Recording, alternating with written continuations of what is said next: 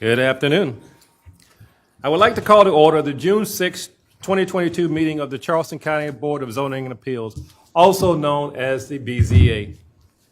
The board members that will hear your case tonight are to my right, Mr. Nelson and Ms. Asbell. We also have Mr. Marchand and Mr. Freeman who are out sick today. To my left, we have Mr. Boykins, Mr. Williams, Mr. Woodall, and Ms. Switzer Smalls is en route. Staff members present tonight are Ms. Sally Brooks, Mr. Joshua Downing, Ms. Savannah Murray, Ms. Jennifer Stiles, and Ms. Jennifer Working. Mr. Hughie is the attorney for the county, for the BZA. Because tonight is a public fact-finding meeting, we are in compliance with the Freedom Act and the South Carolina Code 6-29-70. 15 days prior to the hearing, an announcement was posted in the Post and Courier. A sign was posted on or near the designated property. A notice was mailed to the applicant or the applicant's representatives, to the property owners within 300 feet of the property, and to parties of interest. Persons, organizations, and news media have been requested declaration of our meeting and also have been notified. Board members, the meeting notes for April 4th, the public hearing, were mailed to you. Are there any changes? If not, can I get a motion to approve in a second? Motion to approve. Well, I wasn't here, so. She can't. That's fine. I'll make a motion to approve the minutes from last Okay, meeting. can I get a second? All right, it's been moved and seconded. Bring it to vote. All those in favor, please indicate by saying aye and raising your right hand. Aye. Any opposed? That carries. Also, board members, meeting notes for May 2nd, 2020, the public hearing were mailed to you. Are there any changes? No changes? Can I get a motion to approve and a second, please? Move to approve. Okay, we have, and a second. Thank you. Bring it to vote. All those wishing to approve, please indicate by saying aye and raising your right hand. Aye. Any opposed? Good, both carried. Thank you. Our case ruling from this and any BZA meeting are available to the public review and inspection during normal business hours at the Charleston County Zoning Planning Department. The Board of Zoning Appeals is a quasi-judicial body that has final decision-making authority on the following: appeals of a zoning-related administrative decision. The BZA is authorized to hear and decide appeals only on zoning-related matters where it is alleged that there is an error in the order, the requirement, the decision, or the determination made by the administrative official in the administration or the enforcement of a zoning-related regulation. A 2/3 vote of quorum present is required to overturn the decision of the planning directors in an appeal. A special exception is an exception issued by the BZA authorizing a particular use in a specified location within the zoning district upon demonstrating that such use complies with all the conditions and standards specified in the ZELDAR or the Zoning and Land Development Regulation. The BZA must find that a special exception request meet all 6 of the approval criteria in the ordinance in order to grant a special exception. A simple majority is required to grant a special exception. We also have a variance. A variance is a relaxation of the BZA's regulations of the ordinance where such an action will not be contrary to the public interest and where, to the conditions particular to the property and not results of the actions or the situation of the applicant. A literal enforcement of this code will result in an unnecessary and undue hardship, and such variance is consistent with Section 6-29-800 of the Code of South Carolina. Title 6, Chapter 29. The BZA must find that the variance meets all of the 7 approval criteria in this ordinance in order to grant the variance. A 2/3 vote of the quorum present is required to grant a variance. Our purpose tonight is for interested parties to be heard in order to assist the board in gathering evidence pertinent to each case. Each board member of the BZA feels the need for any further information to clarify the case. The board has the authority to subpoena witnesses. It is understood that the rules of your neighborhood or subdivisions are binding and that we can do nothing to negate their jurisdiction over your property. In addition to your testimony, our board has been presented information submitted by staff, prepared by the applicant or the applicant's agent for each case. This information is now considered to be evidence and is entered into the permanent record of this body. It is assumed that the information is complete, true, and accurate. In addition, we have been presented data assembled by staff for the purpose of clarifying the location of the application's effect on surrounding properties. Our board is empowered to approve with conditions, or to deny a special exception or variance request. We are also authorized to defer a case should there be a need to obtain additional information. The BZA's final decision will be mailed within 10 working days of this public hearing. It will be mailed, certified mail to the applicant and U.S. mail to neighbors and the community of interest for this meeting. If an applicant's request is approved, the applicant should contact the Charleston County Zoning and Planning Department staff to discuss the next steps in the process.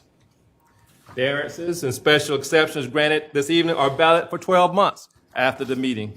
A 1-year extension may be granted if only construction or development has commenced or is being diligently pursued. However, if an applicant's request is disapproved and the applicant wishes to appeal the decision of this board concerning the case, an appeal must be addressed to the circuit court. South Carolina Code 6-29-280 states that the appeal must be filed by the applicant within 30 days after the decision of this board has been mailed to them. Failure to file an appeal within a time limit prevents or deprives the court of this jurisdiction to hear the matter. Because this is a quasi-judicial body, everything in this meeting must be complete, true, and accurate. All of the information provided to the BZA is considered evidence. This body may certify contempt of circuit court if false testimonies are made either in writing or orally. Each person who wishes to address this board will be sworn in by our secretary before they provide testimony or evidence. In order to expedite this procedure, those wishing to speak, please stand as a group, and Ms. Workin will administer the oath. Please stand and raise your right hand. I will say the oath and you will say I do. I swear to tell the truth and nothing but the truth. I do. Thank you, Ms. Workin. I will now call each case by case number. Staff will present facts pertinent to each case limited to 5 minutes. I will then call the applicant. The applicant will stand and state his or her name and the current address for the record before presenting testimony pertinent to the case limited to 5 minutes. I would then ask for all those speaking in support or in opposition of each case, and then to follow the same procedures to identify themselves and are limited to 2 minutes. The applicant will then have a chance to reply to the opposition, limited to 2 minutes. And then the BZA will make a motion to close the case to the public. Finally, the BZA will make a motion concerning the application, stating specific findings of facts and conclusion of law. Tonight, we will hear 7 new business cases for this hearing, several new businesses and cases. First, we will have a request to defer case BZA-01-22-00547 for 90 days, pretty much. Ms. Working, could you elaborate? Yes, this is the doc one you heard on March 7th. So they're still in the process with DEC and are revising the application. I'm not sure if this same case number will be coming before you in the next 3 months or if they're going to have to reapply. It just depends on what the new application looks like. But they are asking to defer the case, and staff recommends deferral for up to 90 days. Okay. Any questions of Ms. Working? Any questions of the staff? Can I get a motion to defer? So Mr. Nelson has made a motion to defer. Discussion? Question? I need a second. All right, Mr. Working? All right, let's bring it to a vote. All those in favor of deferring this case for 90 days, please indicate by saying aye and raising your right hand. Aye. It's unanimous, it carries. So thank you, Ms. Working. This case has been deferred for 90 days.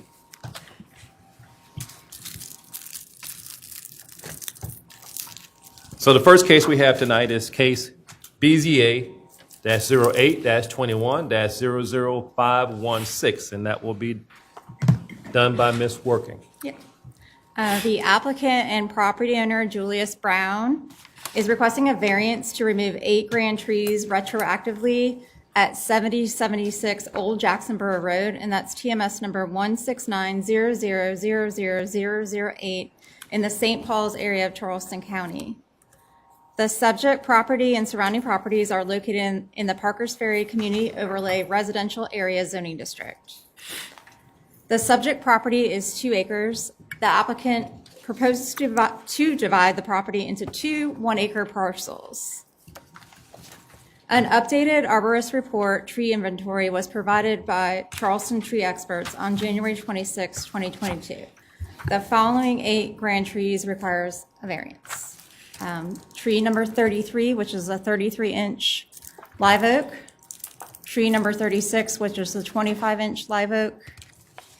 Tree 37, which is a 25-inch live oak. Tree 38, which is a 29-inch live oak. And tree 40, which is a 28-inch live oak. Tree 41, 26-inch water oak. Tree 46 is a 38-inch live oak, and tree 42 is a 33-inch live oak. These are the ordinance requirements for grand tree removal, the zoning map for the overlay, a zoomed in aerial photo, zoomed out, and some photographs of the subject property and Old Jacksonboro Road.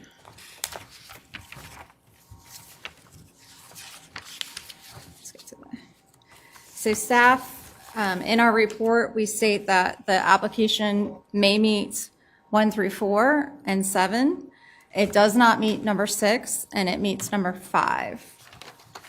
If you choose to approve this application, we have 3 proposed conditions. 1, the applicant, property owner shall obtain final plat approval, zoning permits, building permits, and any other necessary permits approvals to install the manufactured homes within 90 days of this approval. If permits are not issued within 90 days, the manufactured home shall be removed from the property until all required permits are obtained. 2, all remaining grand trees on the property shall be preserved pursuant to the Charleston County Zoning and Land Development Regulations Ordinance, Article 9.2, Tree Protection and Preservation, Section 9.24, required tree protection. And 3, the applicant shall mitigate the removal of each tree by either A, submitting a mitigation plan for review and approval indicating the installation of canopy trees no smaller than 2.5 inches in caliper, equaling inch per inch replacement. B, by depositing funds into the Charleston County Tree Fund as described in Section 9.26 of the ordinance. Or C, a combination of both A and B. The mitigation shall be in place prior to final plat approval. So totaling the 8 trees up is 237 inches. So that equates to an estimated $23,000 to $47,000 of mitigation. Say that again? The exact number is 23,750 to 47,500 $1,000 for the 237 inches, all 8 trees. This is the approved and recorded plat, which actually abandoned that line that they're trying to now put back in, and the proposed plat, which also has the trees, the existing trees on there. I believe there are, say 9. Yeah, 9 grand trees are still remaining on the property, and we're requesting that those be preserved. Do you have any questions? Do we have any questions for staff? Ms. Brooks, get ready.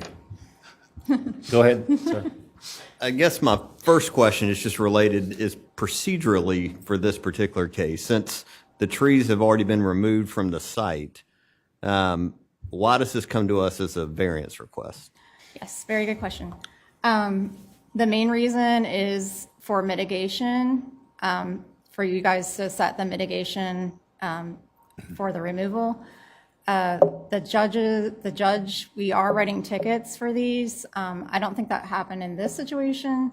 I'm not sure why, but I know moving forward, there have been that have gone to court, but then they're going to come back to you if they want to decrease the mitigation. Okay. So a variance to ask for less mitigation. And that's what the judges are wanting us to do. Because like you said, the trees are gone, so unfortunately, there's not a lot you can do as far as Right. the mitigation. I'm just confused as to how we could even deny the request. Right, Okay. yeah.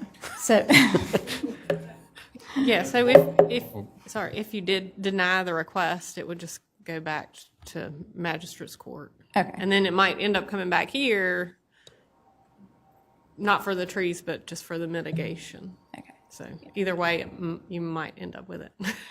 Mr. Borkin has a question. Go ahead. sir. Ms. Workin, I'm trying to get my hands around this. So the potential in fines from the court would be between $23,000 and $47,000 to the. No, those aren't fines. That's for That's the tree. the actual mitigation to purchase the trees or to put money into the tree fund. As opposed to replanting the equivalent amount Well, of trees. that's about, Sally worked up an estimate, and that's about what that would be for 237 inches. Okay, if he purchased the nursery live oaks to plant in there, is that what I'm understanding? Yeah, that was just to kind of give you a general idea, an estimate of what it could potentially cost, the value of that inches planted on site. Now, if he went and purchased the trees and planted them himself, that we wouldn't even get involved with how much that costs or anything. That would just be part of the replacement, whether or not he could fit that many trees on site. That was a question. I don't know if that's possible either. So if he goes to court and when we were to deny this, he would receive fines and still be required to mitigate it on top of the fines. Is that correct? Okay. He didn't agree with the mitigation, then he could appeal that through the variance process for the amount of mitigation and request a reduction from the board. So, Mr. Boykin, so the court can fine him, but the mitigation is in your purview. So if you think about it, the mitigation is what the county requires, but the court can discipline him, or for lack of. But I guess what I'm getting to, regardless of the fines, he would be required to meet the mitigation requirement before he could do anything with his property. Would that be correct? Y'all wouldn't allow him to subdivide or do anything until this mitigation issue had been settled one way or the other, right. regardless of what the judge did with fines or determination of guilt or whatever. Okay, that's what, thank you. And just so you know, we do charge for the applications. We have the flat fee of $250, but for trees, it's $50 for each additional tree. So the application fee to apply for this variance was $600. Any other questions? Thank you, Ms. Working. Is the applicant here tonight? Okay, please, sir, come forward. Please state your name and address for the record, and please tell us why we should approve your application, sir. I'm actually the representative of Mr. Julius Brown. So my name is Ardeen Buggs. I'm the owner of Acute Construction Group. So only one person can speak at a time. Okay. So you've already addressed this board. Do you want to continue? Yes, please. Please continue, sir. Okay. Also, I have a respective seat on the board of Charleston County Construction Adjustment and Appeals. This was after he and I actually got acquainted with this project. During this time, prior to COVID, well, in the beginning of COVID, Mr. Brown purchased the property. He already had it. He wanted to clear the property, unbeknownst to him and his grandson, for additional funding. Actually, he's looking to retire soon. He did not know the process. He cleared the land, and he got reprimanded for that. So at this given point, we understood all of Charleston County's rules and regulations on actually operating equipment on your property. So we adhered to everything that they asked for as far as the surveys, the planting of the trees, everything that was required.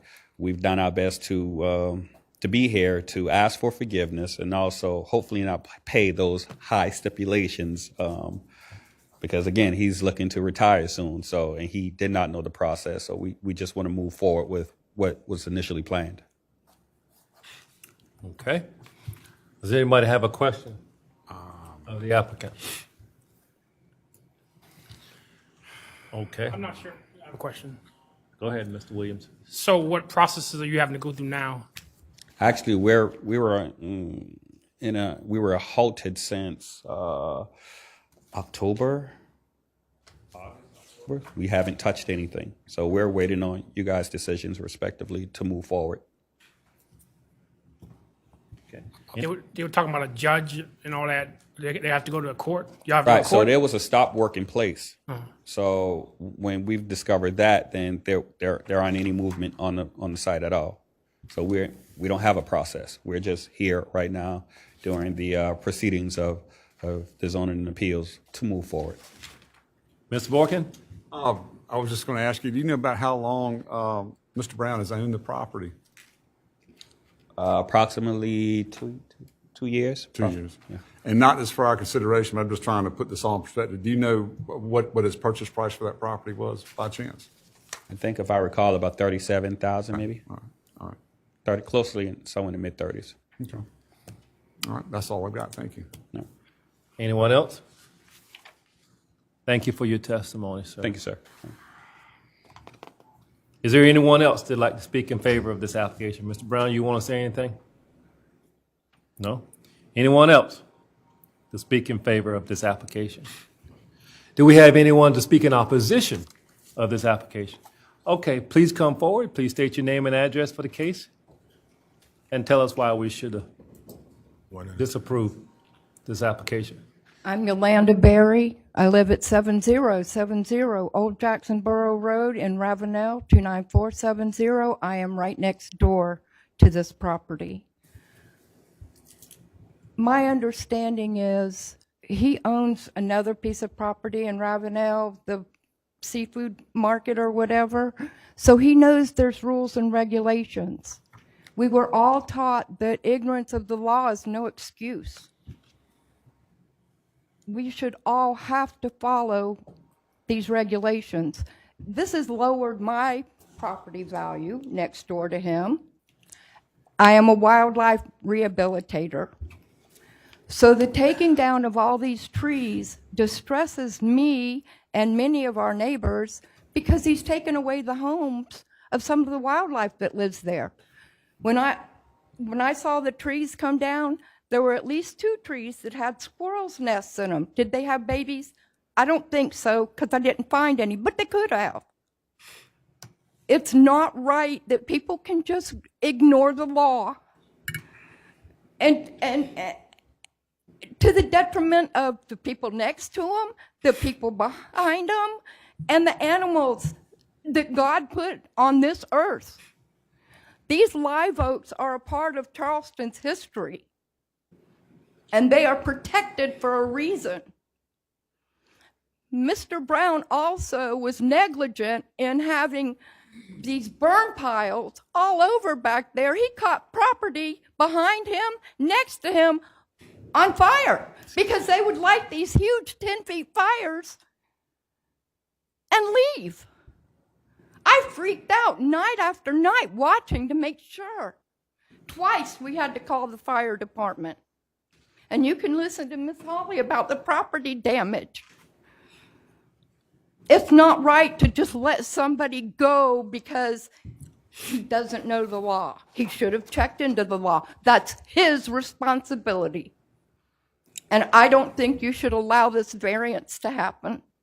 Okay, hold on one moment, please. Your time has expired. Do we have any, Mr. Borkin? Good evening, Ms. Berry. How are you? I'm fine. I guess it suffices to say that Mr. Brown has acknowledged that he unlawfully, illegally removed those trees. So that's not a fact in question. No, we can't fix that. Okay. So we're right here to decide what we can do to mitigate this. This is all about the mitigation of it. I think he should have to pay those fines. Would you rather see him pay the fines, or would you rather see him replace some of the trees?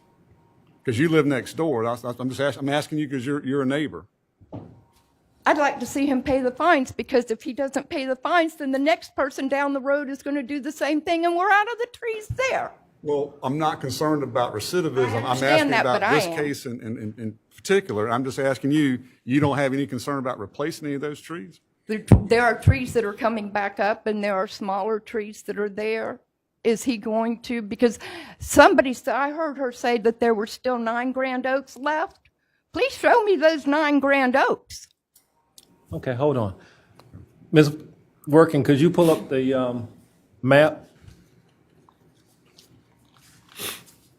Do we have the overall map of the place, Ms. Working? This is the survey that the surveyor shows the grand trees, I was just thinking about the overall the map. canopies. I'm just trying to figure out where her property is where I'm. When you're coming down, You're adjacent to his property, correct? right next door, just before his property is mine. There we go. I have my plat There we go. number. All right, so his property, you see where it says subject property? Yes. By the way, folks, we have monitors down here. That's why we're not looking behind you there. So his property is 008, if I can see that far. So what is your property? Where is your property, Ms. Berry? 7. 807? Is that what? 007? 007? Yeah. Okay. So you have a house there as well? Yes, I do. And I have a wildlife sanctuary there as well that DNR is well aware of. So do you own any other property besides that, Ms. Berry? And how large is your property, Ms. Berry? It's 1.1 acre. Okay. So thank you for clearing that up for the board as far as where your property is situated to the subject property. Does anyone else have a question of Ms. Berry? Can I say one more thing too? Mr. Borkin, were you still, because I did interrupt you, I apologize. Go ahead, Ms. Berry. Go ahead and finish your thought. When they took out the bushes, and I know we're here for the trees, but they didn't even care that when they ripped out, you're allowed to cut the stuff that goes through the fence to your property. But they took a backhoe or a piece of equipment and pulled it and pulled half the stuff off of my property and didn't care. I'm replanting. Ms. Berry, you realize that that's nothing this board can do. That would be a civil action for you to pursue should you feel the need to. I guess the point I'm trying to make is he's been negligent through the whole thing. I Why underst- should he get off I of? understand you're angry, and that's the reason I followed up to ask these questions, is you seem more concerned about punishment rather than mitigation, and that was my question to you. The trees are going to come back, and I know that. But you realize that we were allowed to put conditions on our approval should this board decide to approve the variance. And what I'm contemplating right now, and I'm sharing with you, is you're well aware of nursery live oaks and tree spades that they dig up a larger diameter, not just a little teeny little sapling. You can get larger. Right. And so I'm contemplating a lot of things up here, and I'm asking you, and you didn't seem very interested in seeing any trees replanted. You're satisfied just to let it regrow as it will.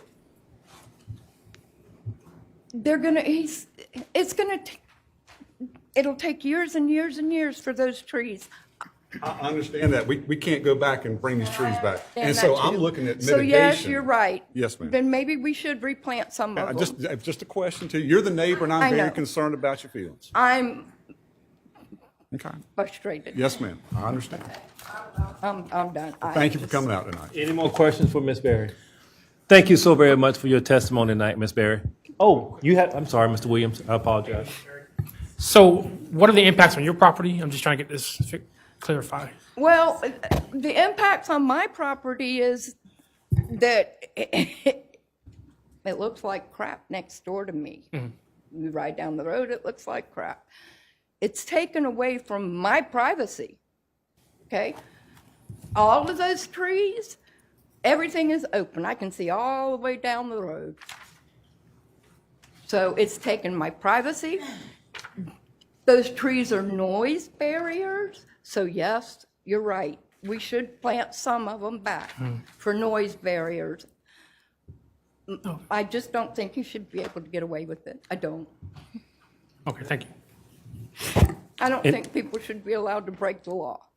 Anyone else? Thank you, Ms. Berry. I appreciate your testimony.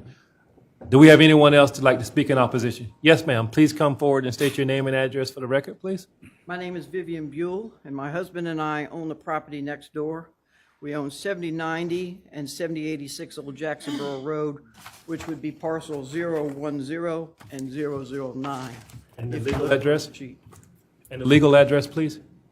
7090 and 7086, we own both of those pieces of property, which is 010 and 009 on your sheet there. And your last name again, please? Buell, Buell. My name is Vivian. Thomas is my husband. We own the property together. Yes, ma'am. Thank you. I just didn't hear you clearly. Thank you. In 2009, 2011, we lived on our property. The subject property was owned by a different person at that time. This property was filled with many oak trees, and it was a very beautiful piece of property. But now it has been stripped of the trees inside. It looks bare and very plain, almost sterile. I don't think that the current owner should have cut down those oaks because of the beauty. I oppose to grant relief to this appeal concerning the variance to remove 8 grand oaks. I also believe Charleston County should take action to replace the 8 trees and ensure that this property owner knows what he can and cannot do when adding additional housing units to this property. That's all that I have. Okay. In my mind, replacing the oaks is what I would like to see. Okay. Okay. Hold one moment, please. Do you know who owned the property before Mr. Brown purchased the I property? believe it was the Shepherds, Shepherds. but I'm just guessing. Okay. Does anyone have a question of this young lady? No, I do not. Anyone? Thank you so very much for your testimony tonight. Do we have anyone else that'd like to speak in? Yes, ma'am. Please state your name and address for the record. You can bring that down if you need to. Thank you. My name is Holly Watts. I live at 7058 Old Jacksonboro Road, Ravenel, South Carolina. We own the property directly behind him. When I say we, me, my sister, and my brother, our parents purchased that, so we are very blessed to have inherited that piece of property. When Mr. Brown started cutting down these, it was a beautiful, beautiful grand oak trees. He cut up to his property line all the way around. There were no trees left there. I did grow up that yes, it's your property. You purchased it, but you also have to adhere to the laws. Before he purchased the property, there was a mobile home on there, and it was a meth lab, and it exploded. Now, I do not know how he got the permits to remove that, but I do know that there are concerns when a meth lab explodes, how it gets into the soil. But yes, he could have he's got 2 mobile homes on there now that he wants to put up. He could have easily put it among those oaks. It would have been beautiful. Those oaks were not encompassed on that property to where he could not have put those mobile homes. It was just, I guess also when he did a burn pile of all these oaks, there was no burn radius. It was up against our property. I mean, it was right on the, when I say on the property line, if that was my property line, the burn pile started here. And we had to call St. Paul's Fire Department out twice because it did catch on fire. Ours did, thank goodness. Landa, living next door, she could see. We have a border of trees around our property. So I could not have seen, but it could have easily caught it on fire. And twice we had to come out, and St. Paul's Fire Department said they should have, without any doubt, should have known they should have had a burn radius here. So, Ms. Because Watts, I'm so- sorry to interrupt you, but that's fine. that's your time. I'm That's sorry. fine. No, We'll see if someone else on this board would like to see you continue. Mr. Borkin Good evening, Ms. Yes, Watts. sir. has a How are question you? for you. Totally sympathetic to everything you said tonight sir. and agree with everything you said and your concerns. I'll ask you what I asked Ms. Berry. We have an opportunity to look at the mitigation of this. Should we approve this variance? Would you agree also that trying to replace at least those 8 protected both. trees, ma'am? could you do both? Because even if you planted some trees back, that's no guarantee that they'll survive. Well, that will be up to staff to come up with, but we're looking at a way to craft potentially some conditions, and staff has given us Just some. split it even. No, I'm not saying I don't disagree with that, but I'm going to have questions for our staff in a moment. But I just want to ask you as a neighbor, there are 8 trees in question that were protected that we know of, and if we were to put back at least 8 of, I call it the large tree spade Right, size yes, sir. transplanted trees, with the whole deal that if it dies, it has to be replaced, et cetera. Would that be partially give you some relief, I suppose, of what's been lost down there? You're not going to put these grand trees back. I understand that. But in time- I guess it depends on what size oak trees are you talking about. Well, I think there's a minimum size, like for new construction, of like 4 inches or 5, whatever the diameter is. But those are tree spaded trees. They don't come in a nursery bucket, and I'm familiar with it. And they would come out and Yeah, put I'm these familiar trees. with all of that too. Okay. My father was a nurseryman at one time. But as a neighbor that was impacted, would that be something of interest to you? I don't know. I'm kind of torn because personally, I don't think this is his first time around the block. I think he probably knew better and he tried to get away with it. Well, I'm not saying that's all I know they would that. be. I I'm just know. saying That's as just- part of our ability to know. mitigate. That's what I'm asking. That's why I say I split. Do both. Okay, thank you. Plant 4 trees and then let him pay half the penalty. Do we have That anyone would else be to have? splitting the consequences. Do we have anyone else that has a question for Ms. Watts? Mr. Woodall? No? Okay. Thank you so very much for your Thank you so testimony. much. Thank you for listening. Yes, ma'am. Do we have anyone else that'd like to speak in opposition to this application? Do we have anyone else that'd like to speak in opposition? Okay, at this time, Mr. Brown, you have the right of rebuttal. You want to say anything? No, nothing? You have the right of rebuttal. You have 2 minutes. You're the representative. Thank you. Please state your name and address again for the record. Ardeen Buggs, representative for Mr. Brown at 7076 Jacksonboro Road. Again, we're asking for forgiveness for some unknown things that's on Mr. Brown's property. The property was there prior to actually the cutting of the trees and clearing of the land. I'm sorry. So seemingly the young ladies who spoke all sounds as if they're trying to get their privacy back. and which is wrong. If they wanted the property, they had the opportunity to purchase it prior to Mr. Brown. Again, he's just a guy who's looking to earn some extra income going into retirement, and he's looking to pay all dues as best as possible to him from his mistake. Can't bring the trees back, but we can adhere to the planning of the additional trees per zoning and appeals as required. But as far as that fine, that's a heavy stipulated fine, we feel, for a mistake that we're looking to pay for with any other supplemental items. Okay. Do we have anyone that has a question? Go ahead, Mr. Williams. Yeah, earlier you mentioned something was going on during the time of COVID, that stalled the building on the property. You mentioned COVID earlier. COVID, Was there yeah. some stall during that time? Well, yes, we were stalled. It was in the beginning of COVID, so I guess Mr. Brown talking with Mr. Brown. We all did not know how long COVID was going to last. You started seeing people lose their jobs. He was looking at retirement, getting older. He's an older gentleman, so of course you need additional income to keep that up. He does own Ravenel Seafood, and he's looking to retire that as well.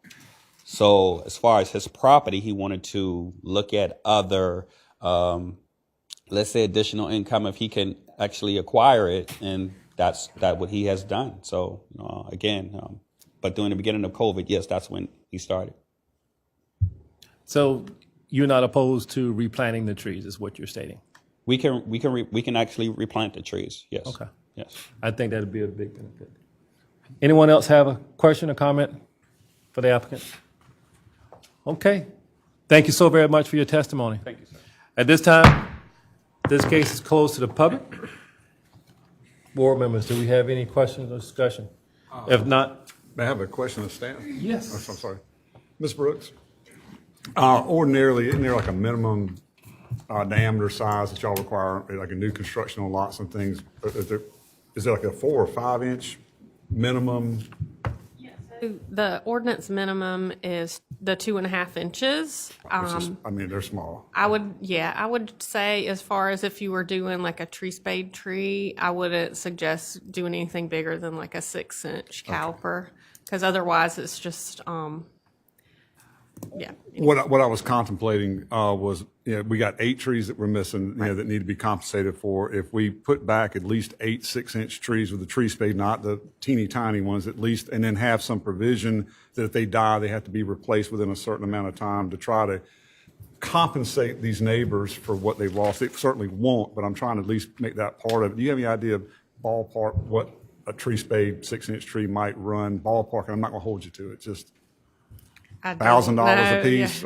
Probably a good bit more than that. $1,500? Yeah, but maybe. Okay, I'm just trying to get an idea. Those would there's be- a lot of penalty we're looking at between 23 and 47,000. Right. 6 inches is pretty big for a Right. tree spade tree, so that would be a really specialized sort of thing. 5 that inch they- perhaps, Yeah, that they 4-inch would probably be more available as All right, far as. thank you for that. I'm looking at trying to craft a resolution here. Okay, so 4-inch, okay. All right, thank you, ma'am. Anyone else have a question of staff? Okay. Any more discussion? I need a motion to approve or to deny, board members. Take a discussion real quick. Yes, sir. You were contemplating 4-inch trees here. Are you thinking it might be a good idea to do like having 4-inch, just do A? I want at least 8 4-inch trees, at least to try to, it takes a long time for them to grow because I planted them myself and I'm well aware of it, but that's what's been lost here, and we can't fix it with a ruling on this board, but I'd like to try to replace as much as we can, if we can. As far as the recommendations here, we have 1, 2, and 3, and then part 3, they have A and B and C. What are you thinking that might be a good idea? I think what I would do is I would amend number 3 to require at least 8 4-inch trees, and the balance of be made up by the additional trees to meet the inch requirement. Does that sound like okay? That would be kind of where I would head. Any other thoughts on that from anybody? Ms. Brooks, how difficult would it be to find 4-inch? Not at all. No, if you work with a nursery, I think you could find, and you should probably also specify what type Live of oak. tree. Yeah, if you want to make sure you get a certain thing. It'll be live oak. Okay. Any other questions, staff? Any more discussion, board members? Okay, I don't see any hands of anybody looking at me. I need a motion to either approve or disapprove. I guess it'll be me. Okay. I move in the matter of BZA case 08-21-00516 that we grant the variance. I find that it will meet criteria 1. There are extraordinary exceptional circumstances. The number of trees apparently on the property was a consideration. The other issue is that the fact these trees are now gone and there's no bringing them back. And this is part of a mitigation to offset the loss of these trees that were taken down illegally. Criteria 2, these conditions do not generally apply to other property in the vicinity.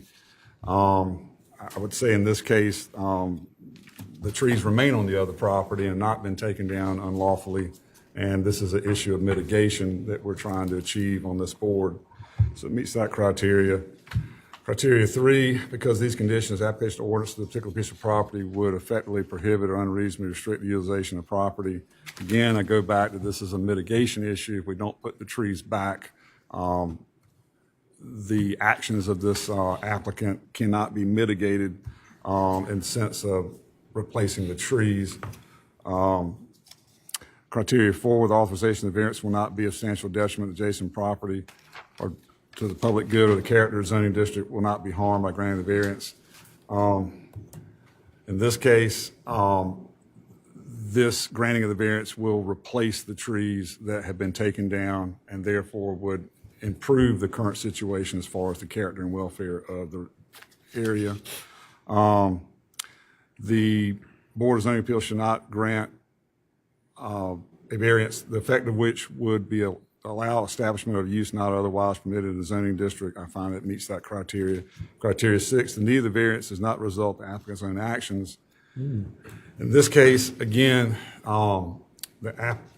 the applicant did remove the trees unlawfully. This is about trying to restore the trees that have been lost. This is kind of a catch-22 in the sense that we have to grant the variance in order to put the condition on it to replant the 8 trees to replace the 8 trees that were taken down. So I find it meets that criteria. Criteria 7, granting the variance does not establish conflict, comprehensive plan, ordinance. These trees are already gone. We're not permitting him to remove them. We are dealing with the mitigation and restoration of the trees that are already gone. This is a means to that end. So I find it meets criteria 7. In doing that, I would include the first 2 conditions of staff. The applicant and property owner shall obtain final plat approval, zoning permits, building permits, and any other necessary permits, approvals to install the manufactured homes. Within 90 days of this approval, if permits are not issued within 90 days, manufactured homes shall be removed from the property until all required permits are obtained. All remaining grand trees on the property shall be preserved pursuant to Charleston County zoning and land development regulations, ordinance 9.2 tree protection and preservation, section 9.2.4 required tree protection. I'm going to utilize condition 3, but I'm going to make some changes. The applicant shall mitigate the removal of each tree, and I'm going to put by replacing at least 8 trees with replacement grand live oak trees with a trunk diameter no less than 4 inches each. That the placement of those trees will be subject to the approval of staff as to where they go on the property, and that the additional total of inches for mitigation may be made up of other such trees as approved by staff. That is my motion, Mr. Chair. Do we have a second? Okay, Mr. Woodall. We have an application that has been properly moved and seconded. We need to bring it to a vote. Any questions? Can we have a little discussion first? Yes. All right, thank you. One question I have, and this might be for you, Mr. Hughie. In approving this variance request, does it in any way affect the court's review of the matter that they have before them for the violation? Only in the sense that the court will know what the fine has been with the mitigation that the county or the board has decided, but Okay. nothing else. Okay.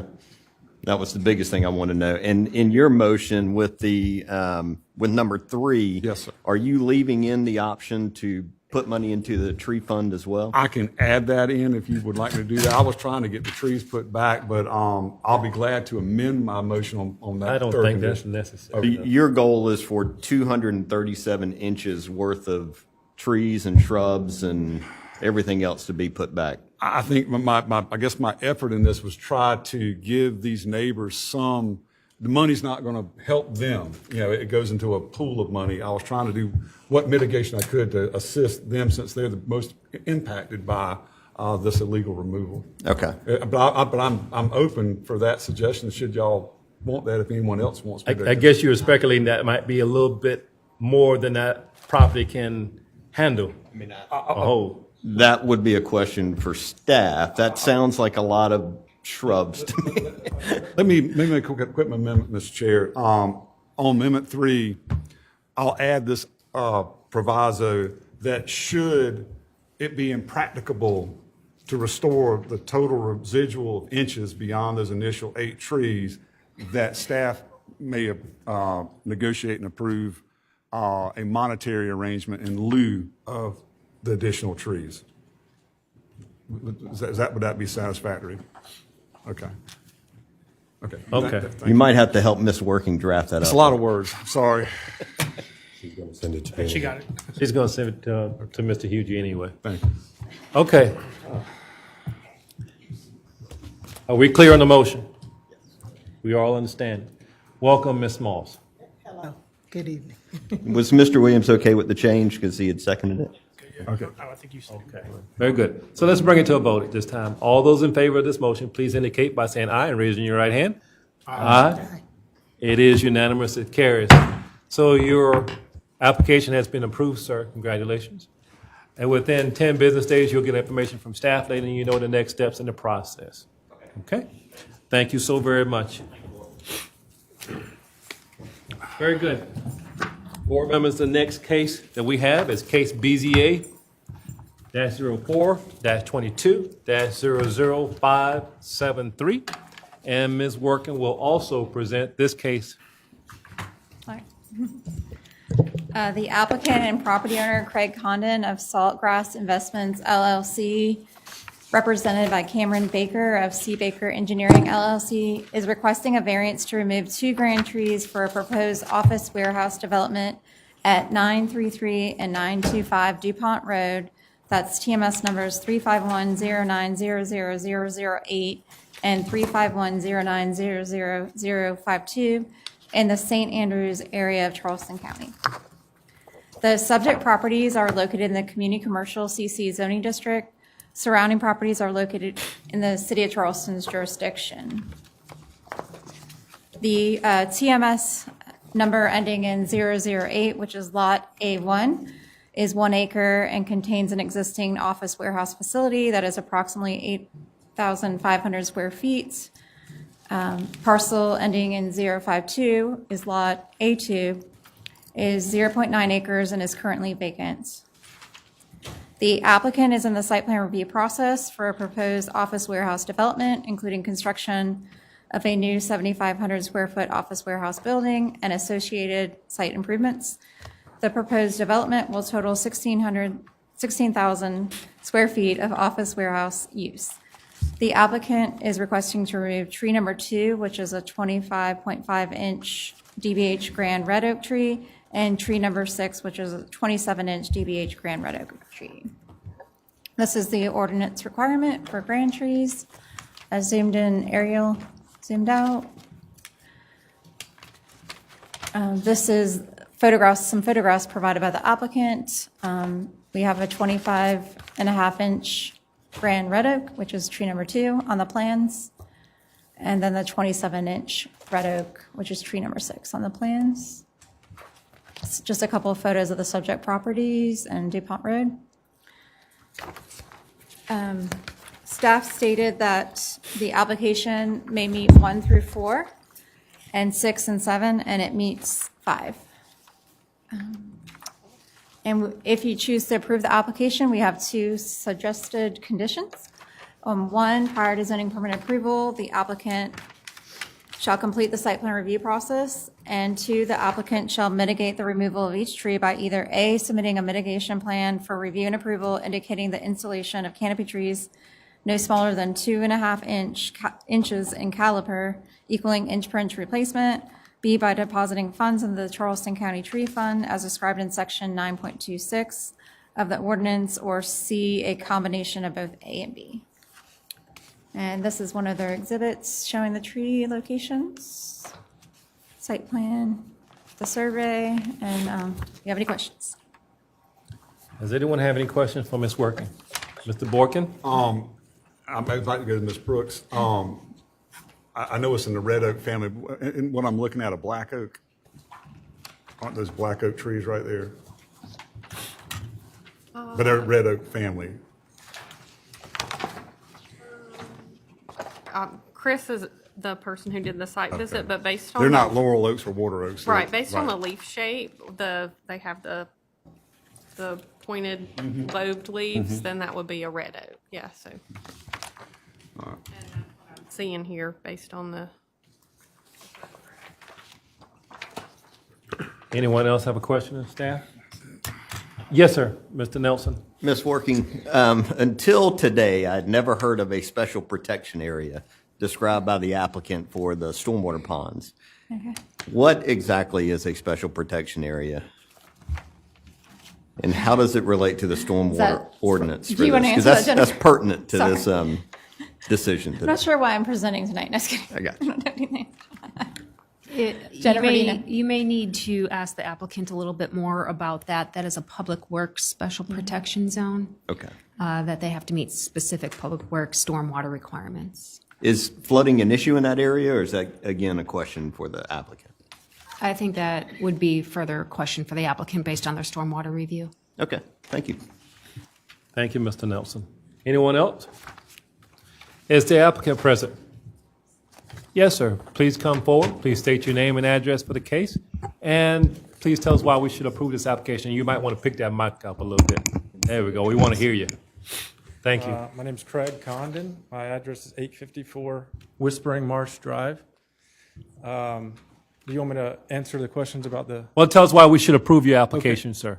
Yeah, so the special protection area is a large reason why we couldn't save these trees in the development of the property. Because of that, those additional requirements on the stormwater, we're having to put in ponds, 2 large retention ponds that are, to my knowledge, 3 times the size of like an ordinary site of that size and developing it.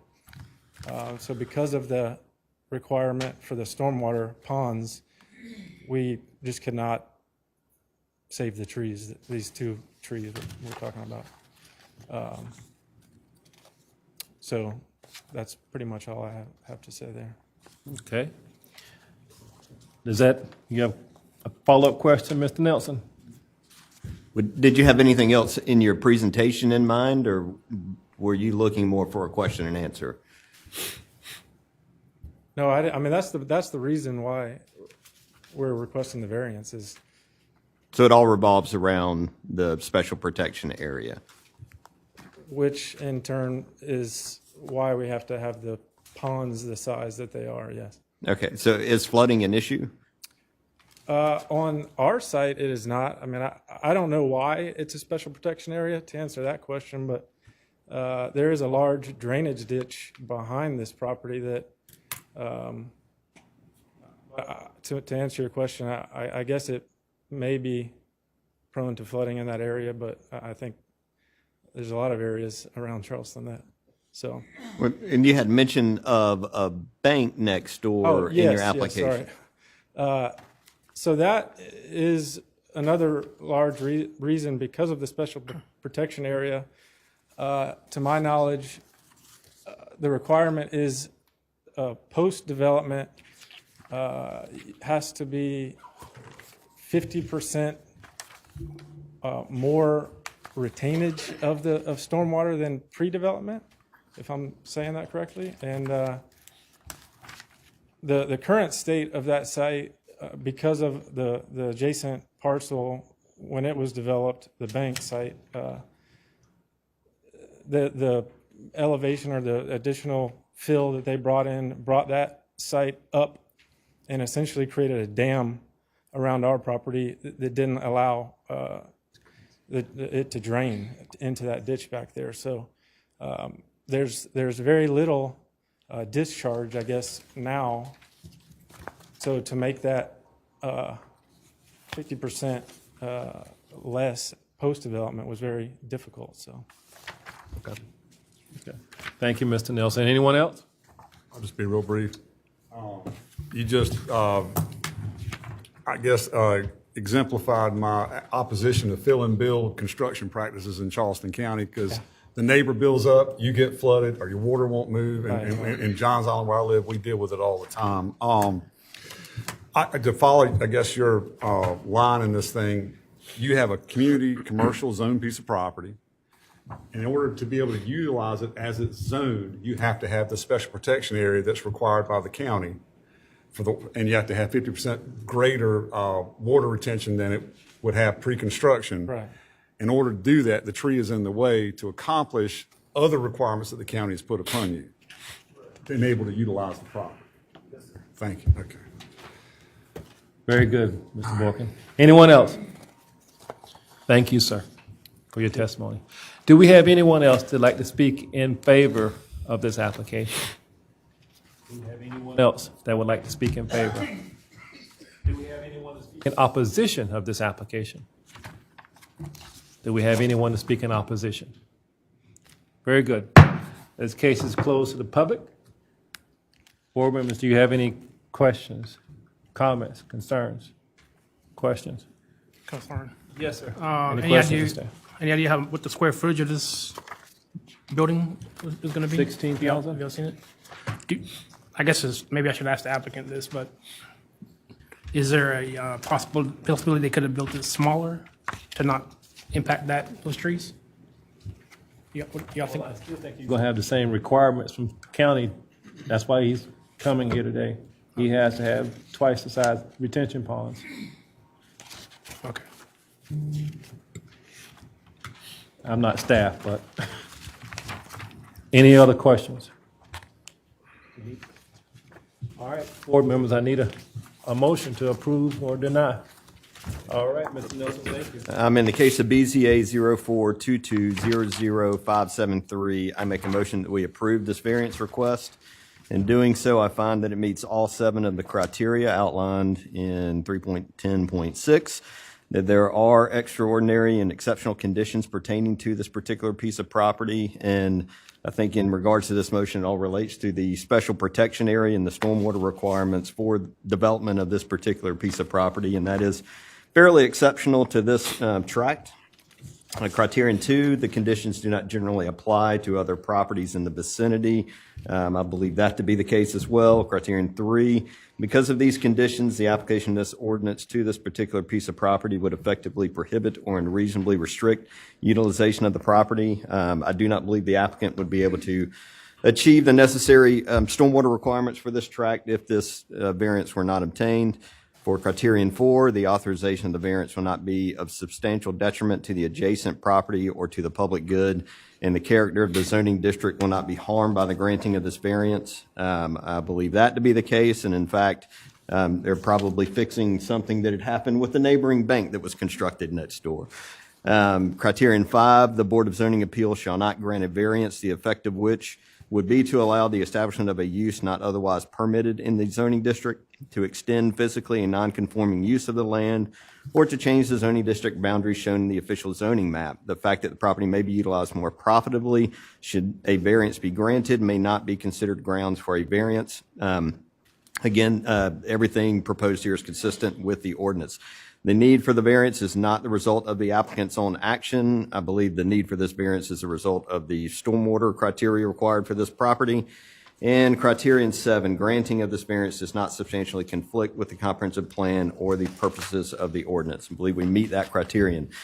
In doing so, I propose that we include the two special conditions recommended by staff, that one, prior to zoning permit approval, the applicant shall complete the site plan review process, and two, the applicant shall mitigate the removal of each tree by either A, submitting a mitigation plan for review and approval indicating the installation of a canopy trees no smaller than 2 1/2 inches in caliper equaling inch per inch replacement. B, by depositing funds into the Charleston County Tree Fund as described in section 9.2.6 of the Charleston County Zoning and Land Development Regulations, or C, a combination of both A and B. That is my motion. Thank you, Mr. Nelson. Do we have a second? Second. All right, we have a second. So this motion has been properly moved in second. Question? All right. All those in favor indicate by saying aye and raising your right hand. Aye. Any opposed? No. And one opposed. It carries. Congratulations, sir. Your application has been approved within 10 days. Staff will send you information regarding the next steps in the process. Once again, sir, congratulations. Congratulations. Very good. Board members, the next case we have is BZA-04-22-00574, and that will be done by Ms. Murray. So before I start, I'm going to present case 00574 and 575 at the same time. Thank you. It's the same property. You just have to vote on them separately. Very good. Thank you, Ms. Murray. All right, so our applicant and property owner, Colleen Lester, is applying for a variance to reduce the required 35-foot OCRM critical line setback by 20 feet to 15 feet at the closest point for a total encroachment area of 1,690 square feet for a proposed elevated swimming pool, proposed decks and steps, and a portion of the proposed residence. This is on property located at 2363 Soligree Road on James Island, TMS 330800025. Their representative is Chris Bonner. So here are the Zelda sections for this case. This is the Soligree Overlay District. Here is a zoning map of the subject property, showing those surrounding properties being in Charleston County and some properties to the, I guess like southwest east in the city of Folly Beach. Here's the aerial zoomed in. Here's the zoomed out aerial. And some shots of the subject property. So this is showing the critical area pond.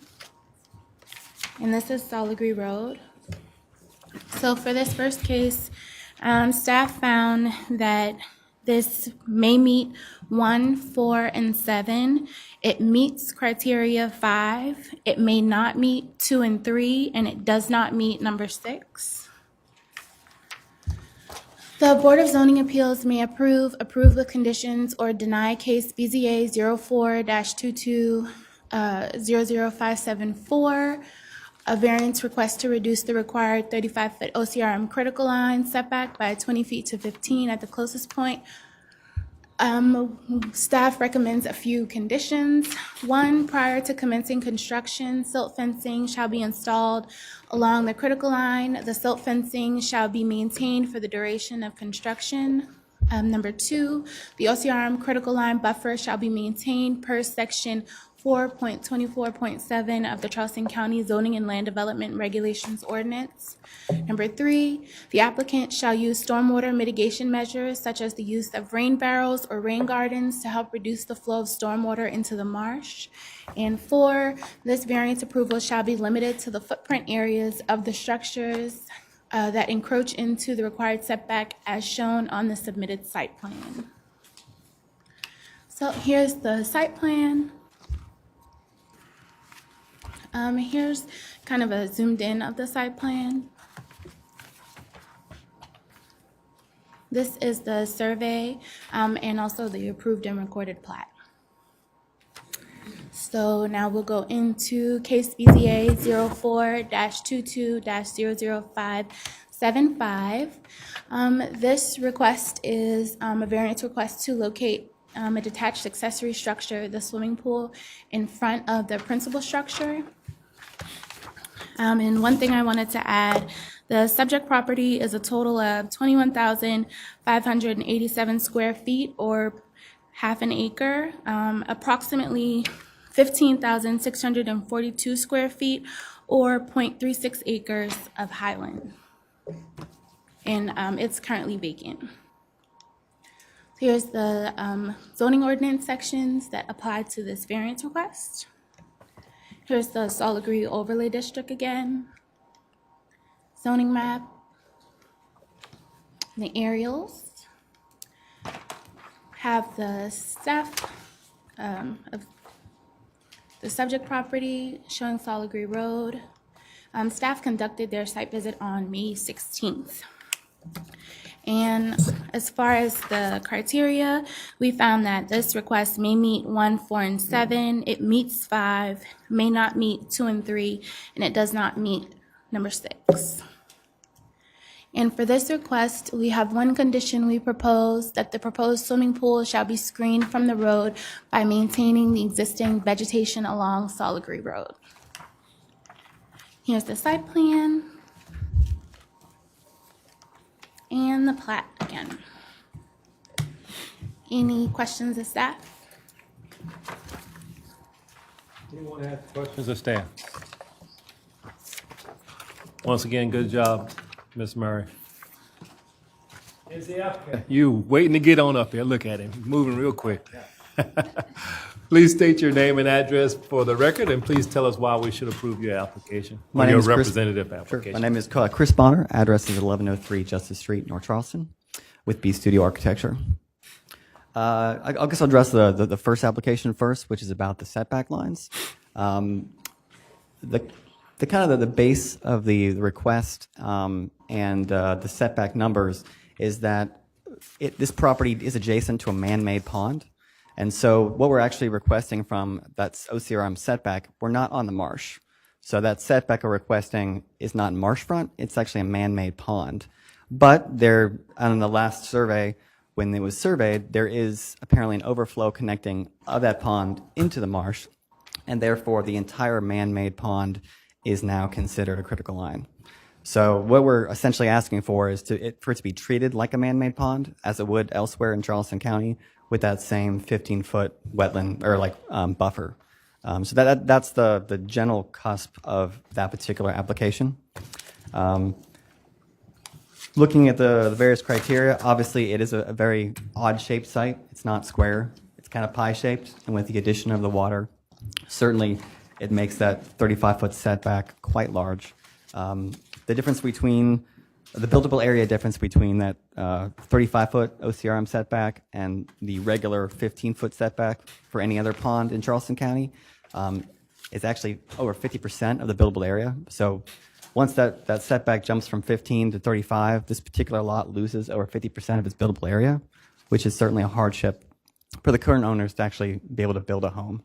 As she mentioned, it's about a half-acre lot. It's not a particularly large lot, and the home they're building on it is not particularly large either. The plans are less than 3,000 square feet, which obviously is not a small house, but it's by no means a rather ginormous lot. Most of the space that is in the setback is elevated deck, So it's not necessarily a whole house is sitting right on the edge of the water.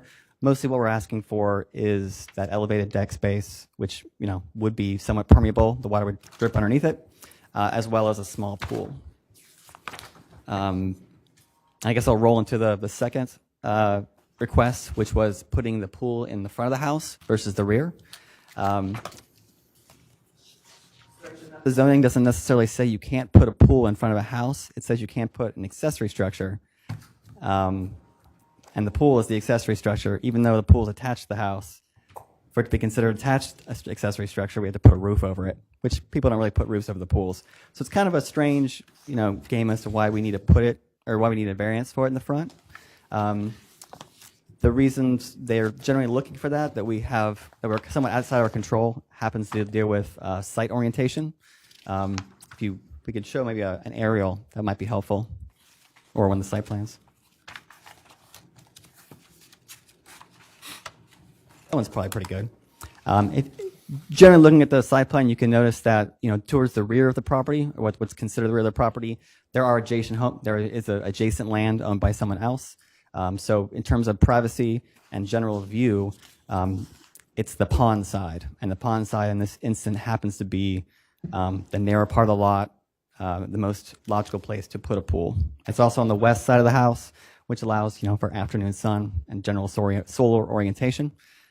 If it were put in the rear, it would be kind of somewhat northeast and be in the shade the whole day. So that's generally the reason why the need for the pool happens to be in front of the main structure. The main structure, as well as the pool, is actually pulled very far away from the street, considerable in the lot. The setback in this district is actually only 25 feet. We are well over 50 feet away from the road across that pond. And some of those aerials, if you could see, there's vegetation that doesn't allow you to see this particular pool and/or house that would be put up there. We have reached out to the neighbors, able to talk to some, not all, and generally speaking, when we told them what we were doing, we did not receive any opposition to the variances.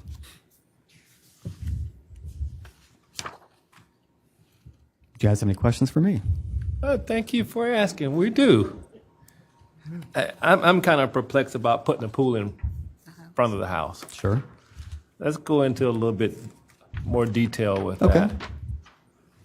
that. Most of the time, if you have to put a pool in front of the house, it's little to no privacy at all. Mm-hmm. So you guys are planning to maintain the shrubbery and the foliage that's there in front?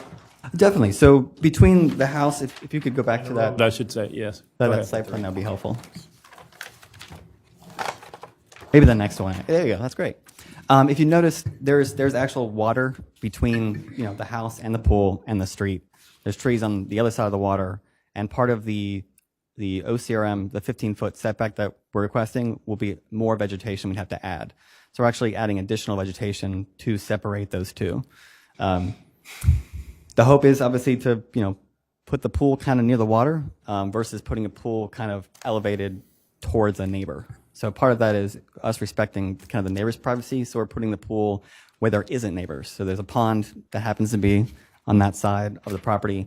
And then on top of the road, on the other side of the road, there is marshland. So we're kind of putting that generally not next to a neighbor, but somewhere else where this individual can get somewhat of a view and, privacy from their neighbors. Streetwise, you may be able to still see the pool, but it's not necessarily right on top of the street. I caution to point to other areas such as the other some of our beach communities where pools are somewhat near the street, but those obviously aren't separated by lake or waterfront. They're not separated really by vegetation. But the idea that you put kind of a pool in front of a house in an area that is somewhat removed from main streets and allow traffic does have a precedent locally. Are there any other pools in the front in that neighborhood? I don't believe there are any yet, but it generally depends on what you consider front. Obviously, there are some properties that have Two sides, two flagship fronts. lot. Well, there's a flag, flag you drive neighbors, and there's so if the question is, can you see other Ellison's pool? Sure. The various houses that have pools that are next to that boat ramp.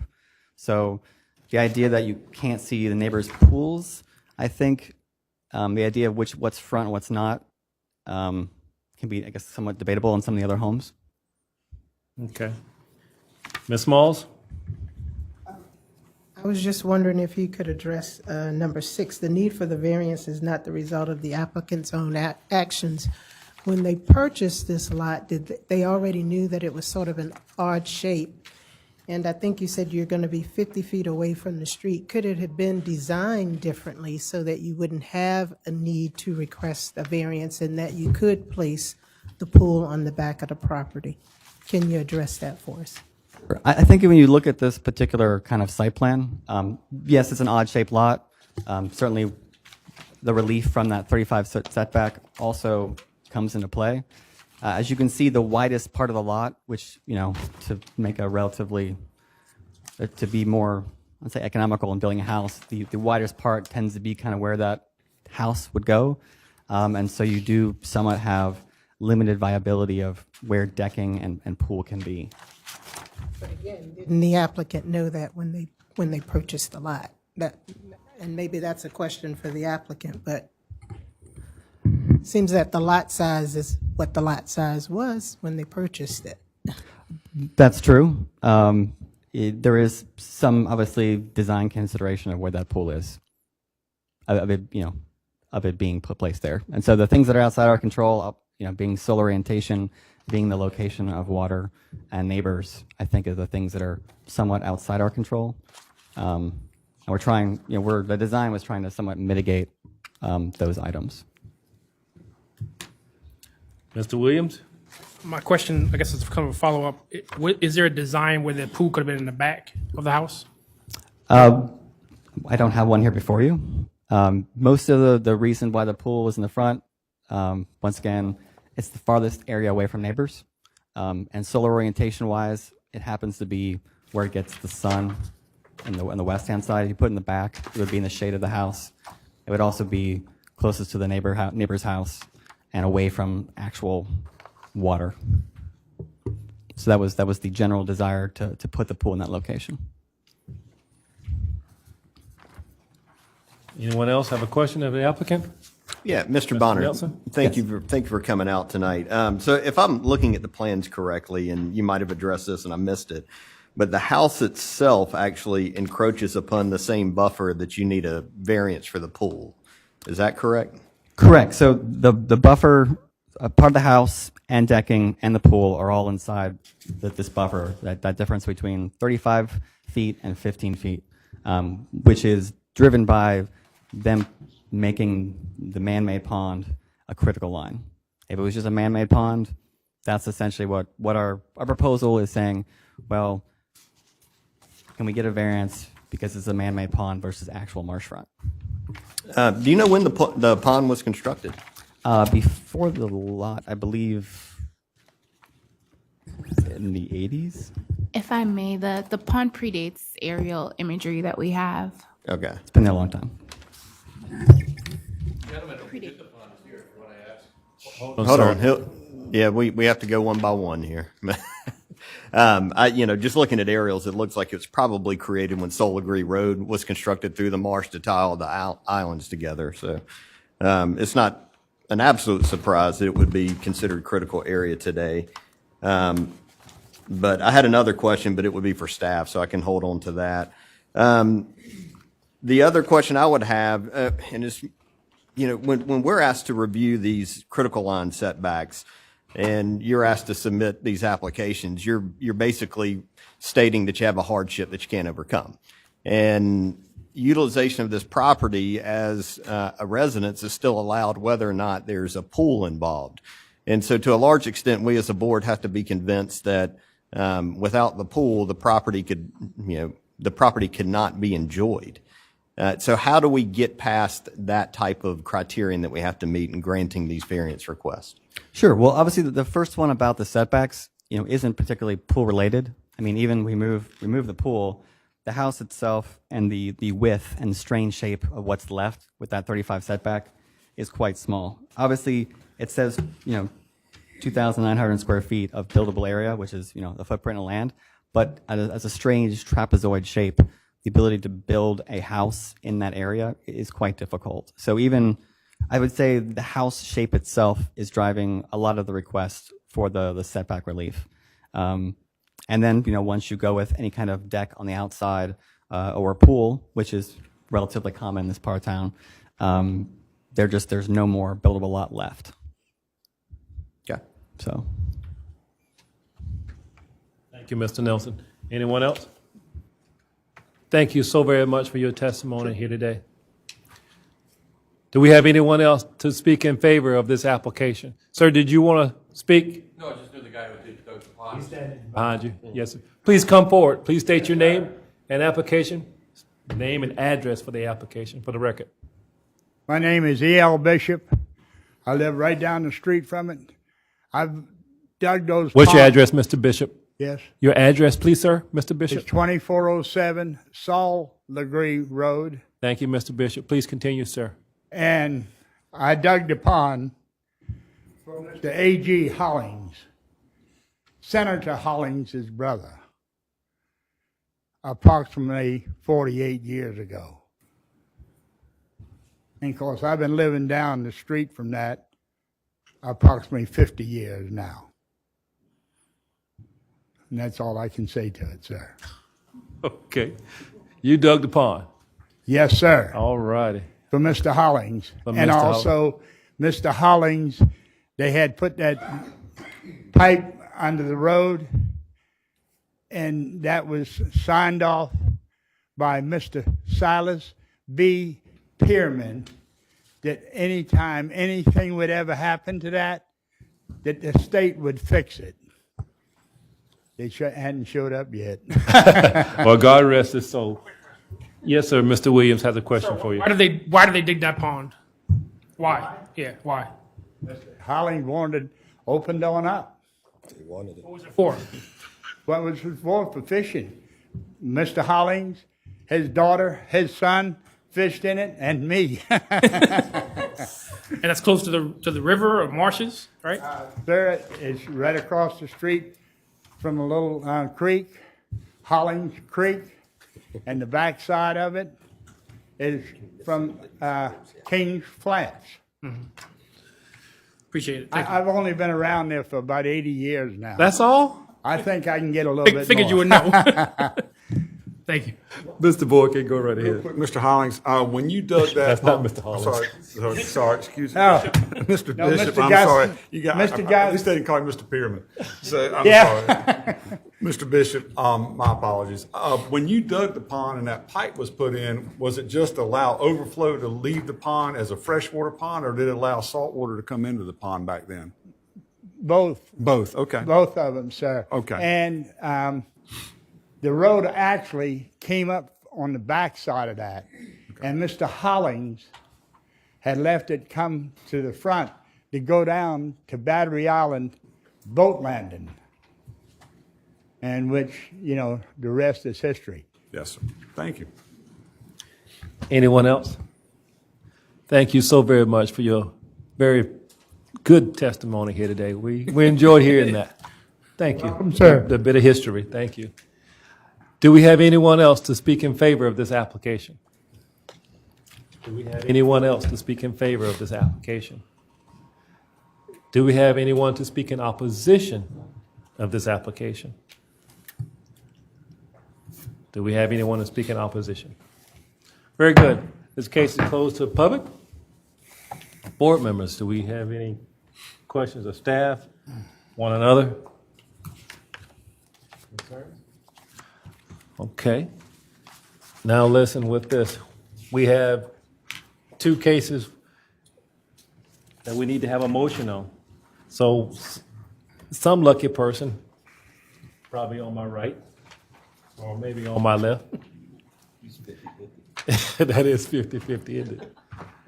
I'd like for you to make a motion on both parts, stating case for the first one, starting with 574 and then leading to 575. Do we have anybody that'd like to take that on?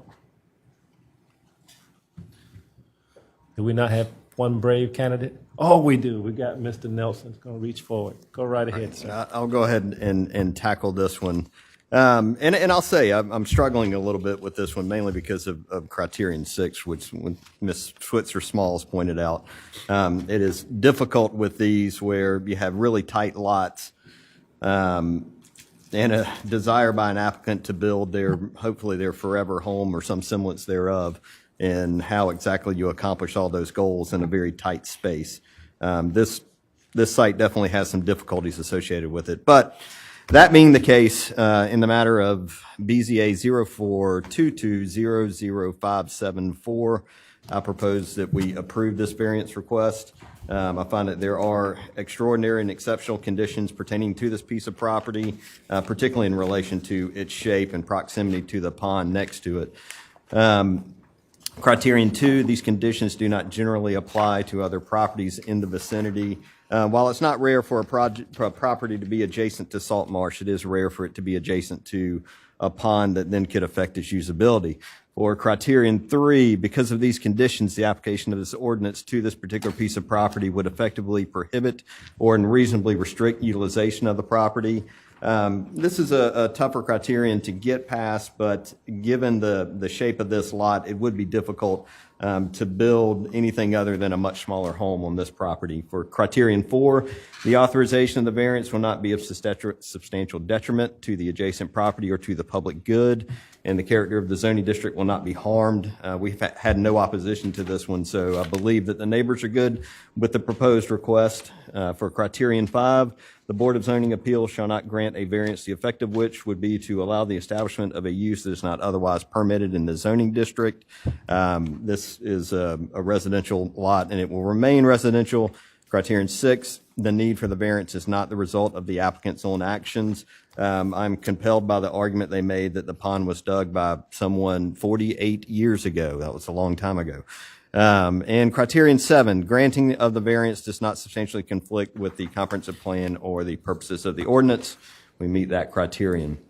In granting this request, I recommend all 4 of staff's special conditions. 1, prior to commencing construction, silt fencing shall be installed along the critical line.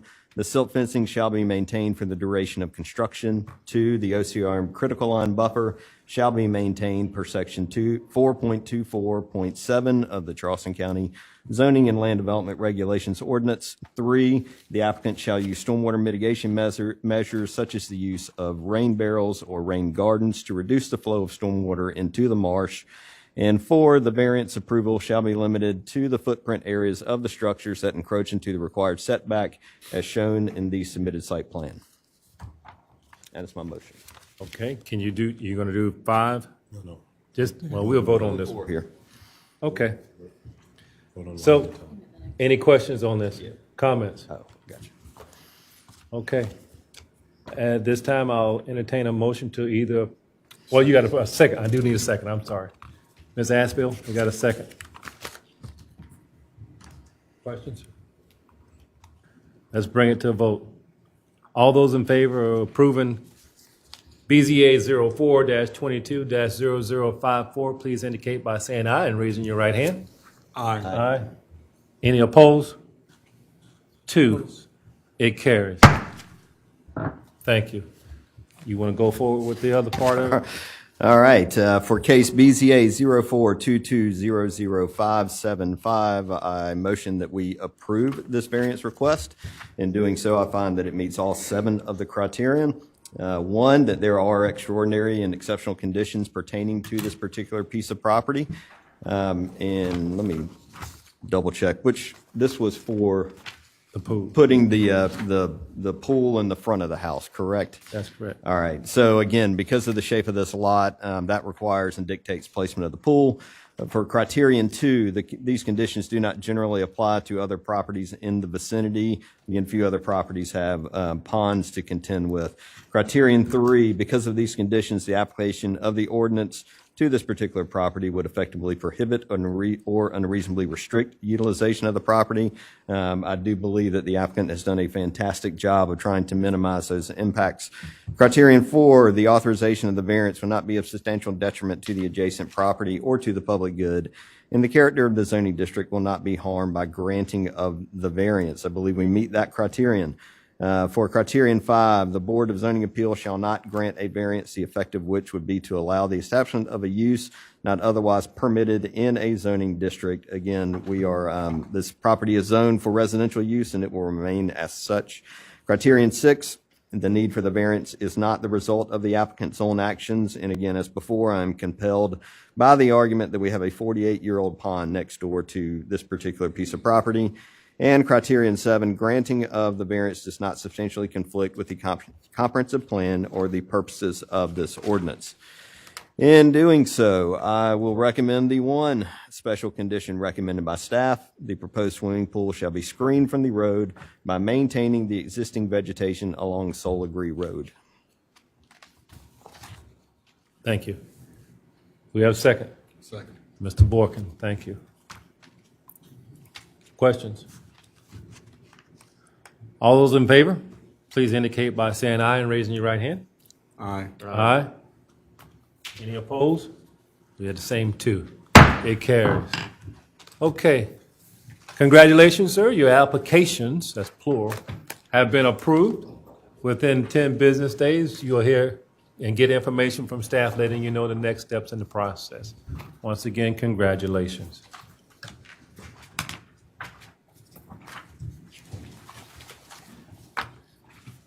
Okay.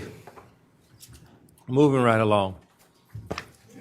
Our next case tonight is case BZA -04-22-00576, and it will be completed by the one and only Mr. Joshua Dowling.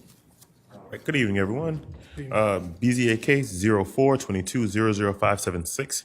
The applicant and property owner, Mr. Paul Sinclair, is requesting a special exception to establish a short-term rental, extended home rental in the low-density residential zoning district at 10 Rosedale Drive, TMS number 418-1400171 in the St. Andrews area of Charleston County. The subject property and the properties to the east, west, and southwest are located in the low-density R4 residential zoning district. The properties to the northeast is located in the St. Andrews Overlay Office General Zoning District. The properties to the north and northwest are located within the city of Charleston's jurisdiction. The property contains a single-family residence with 3 bedrooms that was constructed in 1952 per Charleston County records. The request is to rent all 3 bedrooms for up to 144 days. Please note that the BZA approves the request that may restrict the number of days to however many days the board so desires, between 73 and 144. We do believe that all 3 of the criteria have been met for this application. In your public comment packet, we did receive a 5-page letter in opposition for this request. One of those one of the things in the opposition letter, they said if the board so moves to approve the application, they should limit the number of renters, they should limit the number of days for owner occupancy, et cetera. Charleston County's owner occupancy is different from the city of Charleston's owner occupancy, and I did want the board to be aware of that. The owner occupancy requirement for the county is that the property owner's mailing address on their voter registration and driver's license needs to reflect this address. So I did want to make sure the board was aware of that in the opposition letter. Would you restate that again, please? The definition for owner occupancy within the county's jurisdiction is that the property owner, voter registration, and driver's license has to reflect this address as well as the 4% for their legal address. Thank you. This is the subject property. a zoomed out aerial of the subject property. The sign that was placed in the yard. That is the subject property and their parking. Those are some of the surrounding properties. And that is Rosedale Drive. Again, staff does believe that all three of the criteria have been met. Board may approve with conditions or deny BZA case 04-22-00-576, the special exception to establish an extended home rental at 10 Rosedale Drive, TMS number 418-1400171 in the St. Andrews area of Charleston County, based on the BZA's fact finding. Again, the board may modify any of the staff's recommendation below, including but not limited to the number of days that the property can be used as a short-term rental. In the event that the board does decide to approve this application, the board should consider the four following recommendations by staff. Prior to the zoning permit approval, the applicant shall complete the limited site plan review process. The use shall comply with all requirements of Article 6.8. The property shall not be used for more than 144 days in aggregate during any calendar year, and the board and the property owner shall be responsible for ensuring that the tenants comply with the Charleston County Noise Ordinance. That is the site plan produced by the applicant. That is the plat. Are there any questions? Does anyone, Mr. Nelson? I just have one question. Are we allowed to limit the number of renters that can occupy space as requested by the opposition? Yes. So what has been presented in the application is the maximum number of guests. And that is also reflected in the permit when the permit is drafted. Because I have the privilege of drafting the permits, I will state in there what the maximum number of guests is, and whatever the maximum number of guests is on the application is what needs to be reflected on the listing on Airbnb, VRBO, or what other website there is. And you don't have that application yet with that number stated? It is in the application.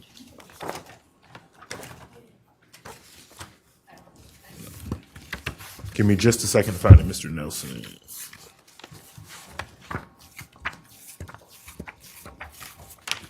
Because it should be in there after their letter of intent.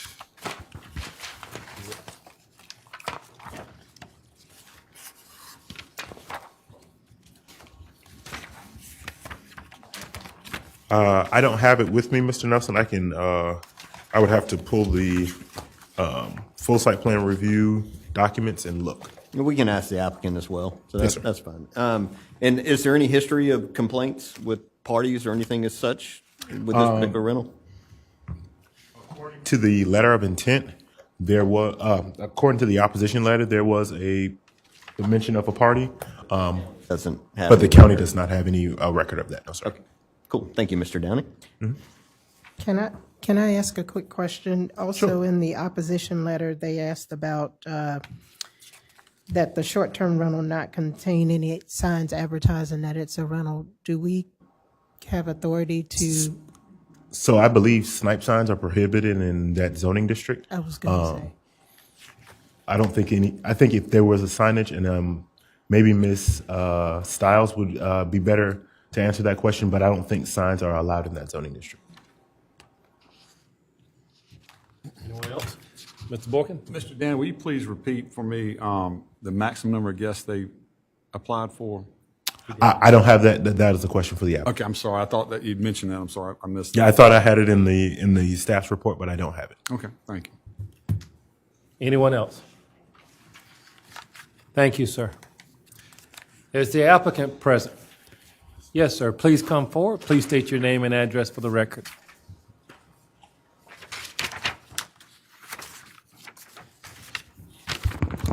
There you go. Lift that up. You're rather tall, so lift that up. Thank you. Good evening. My name is Paul St. Clair, and I live at 10 Rosedale Drive in Charleston. I'm seeking approval for an extended home rental for my home.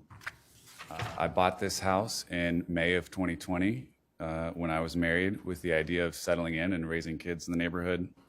However, I became separated from my wife in February of last year, and I became the sole owner and occupant in April of 2021, last year.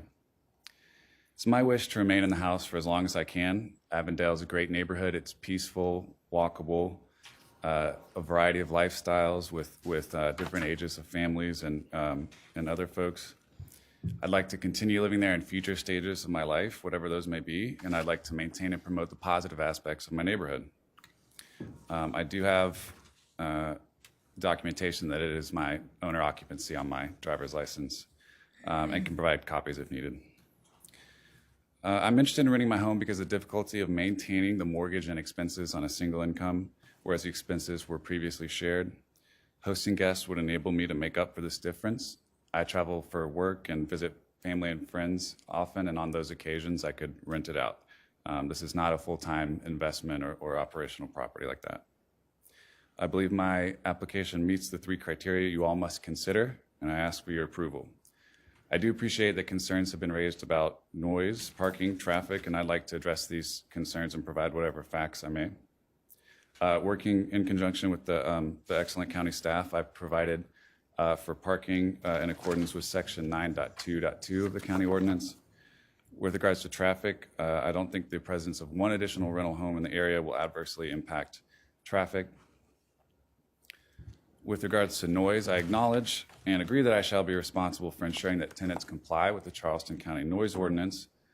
And in fact, I've already provided my phone number to all of my immediate neighbors who know my plans. And in fact, Ms. Working, I did not provide these earlier, but these are the copies of the affidavits. Mr. Downey. Thank you, sir. So what Mr. Downey is passing out is affidavits from my immediate neighbors, 12 Rosedale, 5 Rosedale, and 5 Ashdale. Scott, to my left, was not home this weekend, so I couldn't get, excuse me, to my east. And so I couldn't get his signature, but what those say is that I'm providing this affidavit in support of the special exception to establish a short-term rental at 10 Rosedale. I believe the short-term rental use, I'll paraphrase, will not adversely affect the general welfare or character. The owner, Paul Sinclair, has communicated with me his plans to mitigate noise, traffic, trash, and other issues. I've been provided with the owner's contact information and instructed to contact him or the police accordingly. So, you know, I don't want these things happening at my house either that are bad for the neighborhood that were expressed concerns in the opposition letter.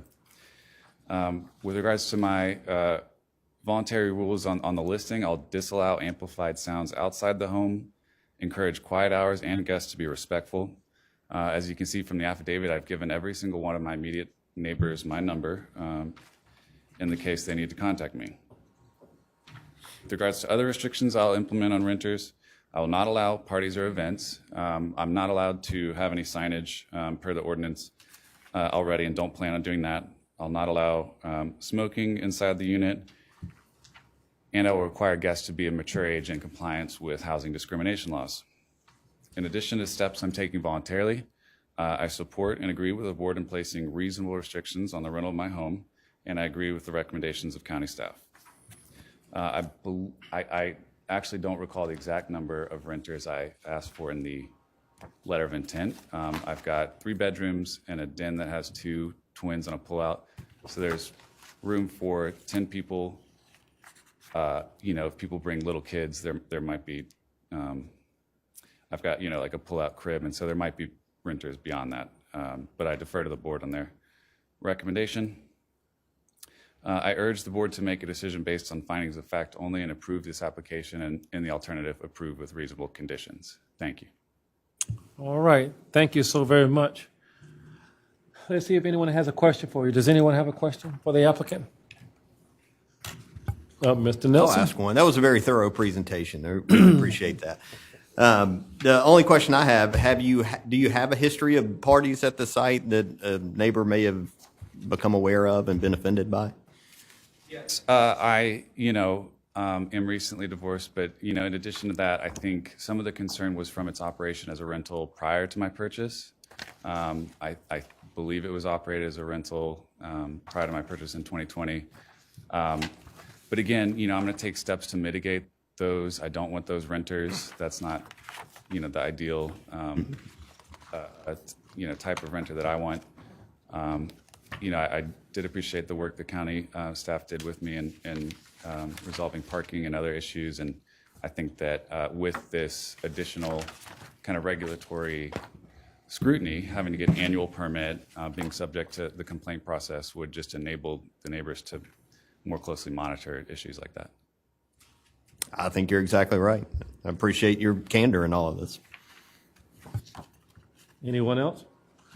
I have a question for you. So you believe that your home could comfortably accommodate 8 to 10 people?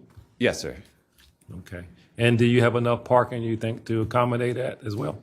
Yes, sir. And it's my guess that some folks will be flying in and not even have vehicles, but it's, yes. Okay. Are you using a service to rent your rental like Airbnb or VRBO? I will. I'll plan on using as many as I can. Yes, ma'am.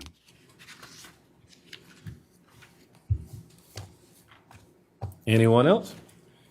Mr. Borkin, you had? I'll just, good evening, Mr. Sinclair. How are you? I guess I'm listening to you and I'm looking at the concerns of a neighbor. And I think there are some valid concerns, with the on-street parking. I see here in your site plan, you've got room for 5 vehicles to park in your yard. And I can see their concerns of a crowd, but I also see your point. You could have 3 couples and they could bring children. But, 10 folks packed in that house, I'm sure it can hold it, but I guess it's trying to balance the neighbor's peace of mind and their use and enjoyment of their property with your ability to use and enjoy your property. I'm just wondering if whether or not some, restriction on the number of people and or vehicles might be appropriate, or at least some restriction as to on-street parking to allow your neighbors to have some, relief. And what are your thoughts on that? I absolutely defer to the board's, expertise in the area. I think, on-street parking is a practice. It's practiced by many of my neighbors who have vehicles full-time parked on the street, including the complainant. And so, I'll encourage guests, if they do park I'll first encourage guests to park in the allocated parking spots. If they don't do that, to move fully off the road. And otherwise, with regards to capacity, I obviously have an interest in having as many as possible, but understand and want my neighbors to like being like my neighbors. So I would say, yes, 8 to 10 is an appropriate range. Let me follow up with this, and maybe I'm not following this right. I guess what I'm asking is, if you've got 3 bedrooms and they're rented out and there's 10 people, does every individual person have to pay you, or is it just a price per bedroom? It's just a flat rate. For the house, period? Yes, sir. 1 person, 10 people, whatever? Yes, sir. Okay. All right, that's all I've got. Thank you. Thank you. If I could, just to let the board know that if the parking spaces is reduced, the parking spaces, he right now meets the minimum number of parking spaces for the bedrooms that he has. So for short-term rentals, they have to provide 2 for the structure and 1 for every permitted bedroom after that. Okay. So I did want the board to be aware of that. Thank you. Anyone else? Thank you, sir, for your testimony. Thank you, sir. Do we have anyone to speak in favor? Anyone else to speak in favor of this application? Do we have anyone else to speak in favor? Do we have anyone to speak in opposition of this application? Do we have anyone to speak in opposition? Very good. And this is closed to the public. Board members, do we have any questions? Discussion? No? I guess y'all making it easy for me tonight. So I guess I need a motion to approve or deny this case. Ms. Smalls, you kind of smiling over there. Come on, you came in late. I got to put you. I'm gonna put you to work, huh? Oh, we have another volunteer. Mr. Smalls would like me to do it out.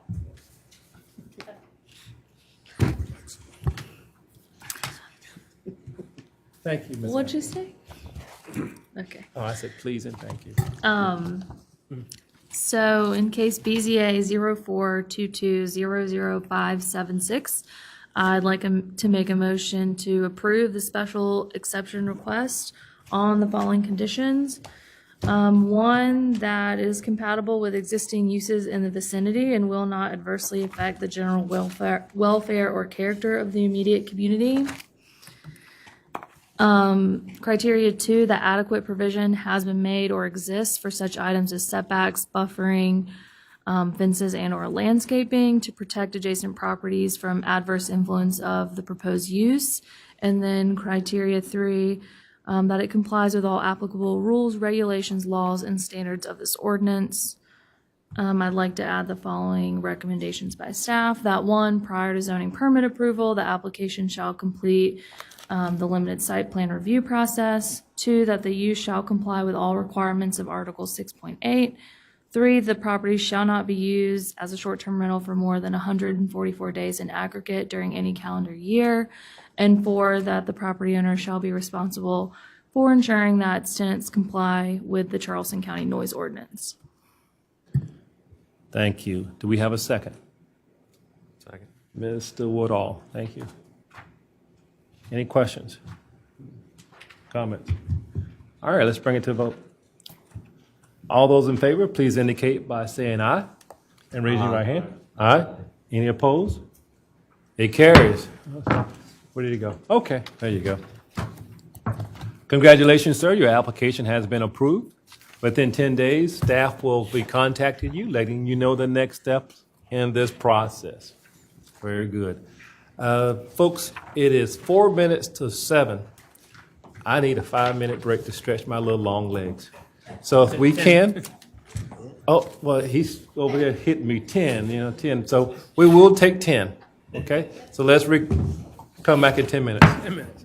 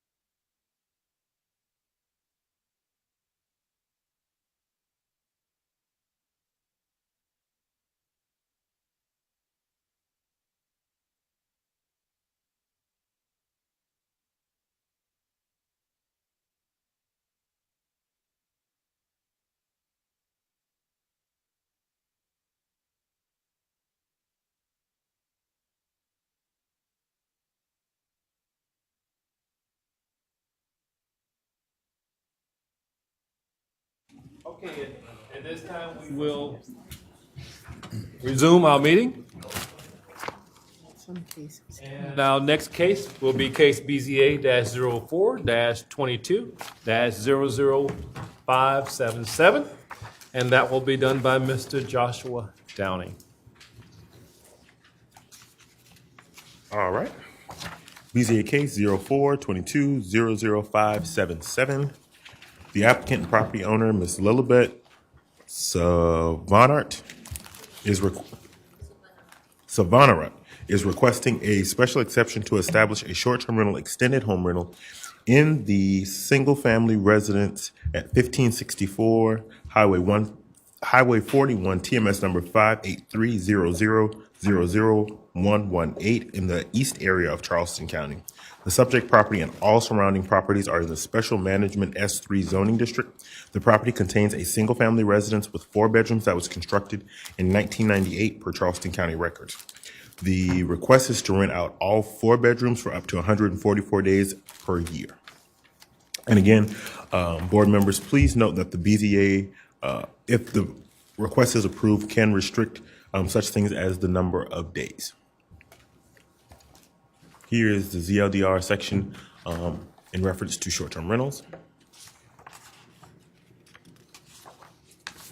ZLDR section.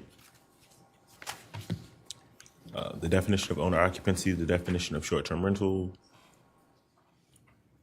That is the subject property.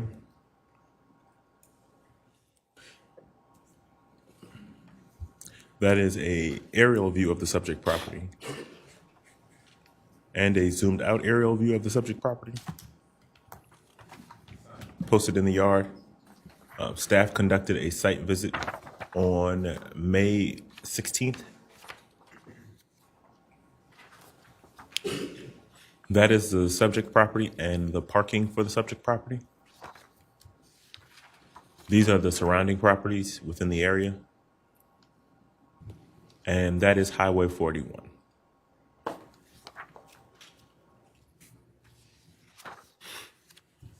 believe that the 3 criteria for this application have been met. So the Board of Zoning Appeals may approve with condition, or deny BZA case 04-22-00577, the special exception to establish a short-term rental, extended home rental in the S3 Special Management Zoning District at 1564 Highway 41, TMS number 58300000118 in the east area of Charleston County, based on the BZA's fact finding, unless additional information is deemed necessary to make an informed decision. The board may modify any of staff's recommendation conditions below, including but not limited to the restriction of the number of days for short-term rental. In the event that the board decides to approve the application, the board should consider the 5 following recommendations by staff. Prior to the zoning permit's approval, the applicant shall complete the site plan review limited, the short-term rental site plan review limited site plan review process. The use shall comply with all requirements of Article 6.8. The property shall not be used for more than 144 days in aggregate during any calendar year. The property owner shall be responsible for ensuring that the tenants comply with the Charleston County noise ordinance. And this application is unique because it is in the historic preservation district of St. Phillips.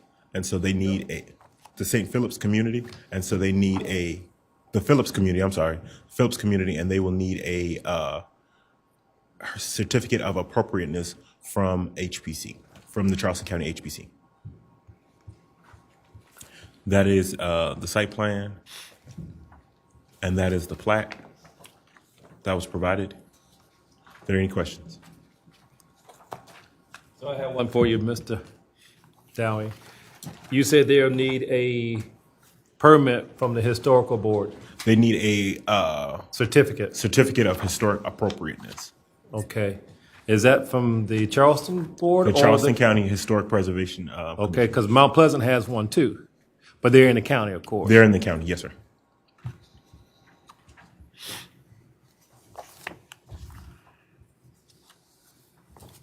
Does anyone else have a question? Staff? Thank you, sir. Is the applicant present? Yes, sir. Please come forward. Please state your name and address for the record, and please tell this board why we should approve your application, sir. My name is Alex Vanarad. I'm at 1564 Highway 41, Mount Pleasant, South Carolina. And we applied for this, short-term rental because we have a big land, big yard, such a nice property, and, so much privacy and plenty of parking.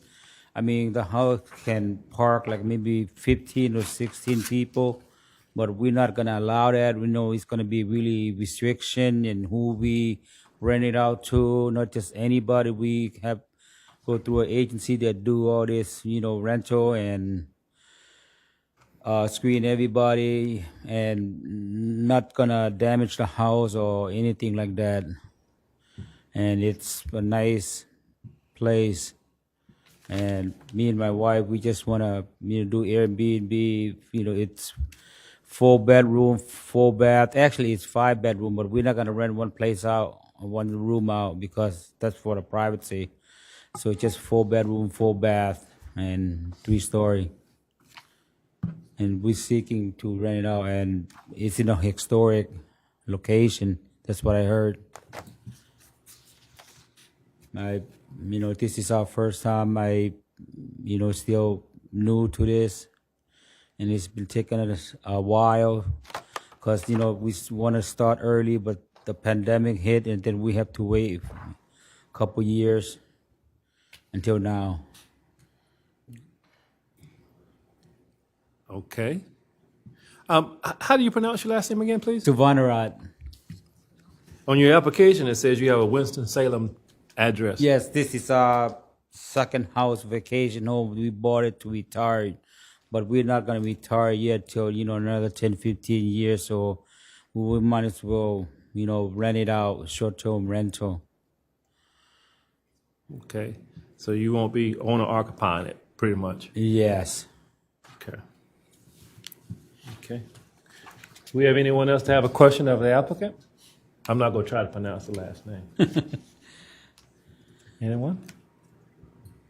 Thank you, sir, for your testimony. Do we have anyone else to speak in favor of this application? Do we have anyone to speak in favor of this application? Okay. Do we have anyone to speak in opposition of this application? Okay, I see you gotten up. Please come forward. Please state your name and address for the record, and please tell us why we should disapprove this application. My name is Jonathan Ford. I live at 2906 Canyon Lane, Mount Pleasant.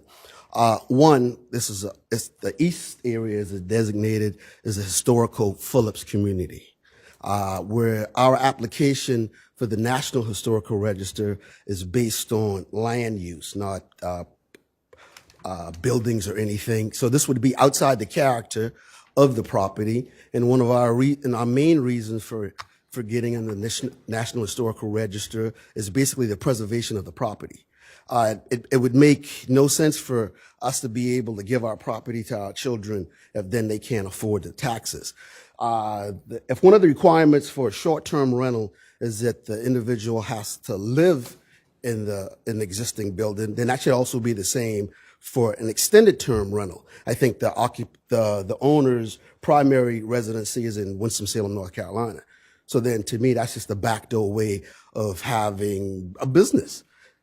So we would like for you to disapprove this because, one, it does not fit with the character of the community. Two, it can hinder us getting onto the National Historical Register, which will jeopardize the majority of people that live there are on fixed incomes.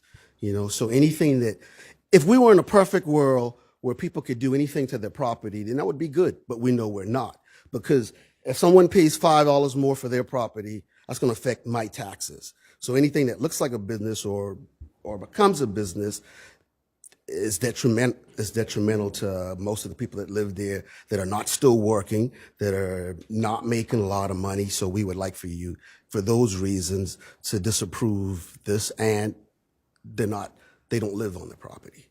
Thank you. Okay, one moment. Does anyone have questions? Okay. So I'll ask a question. How close do you live from this subject property? Less than half a mile. Okay. And how does that affect me?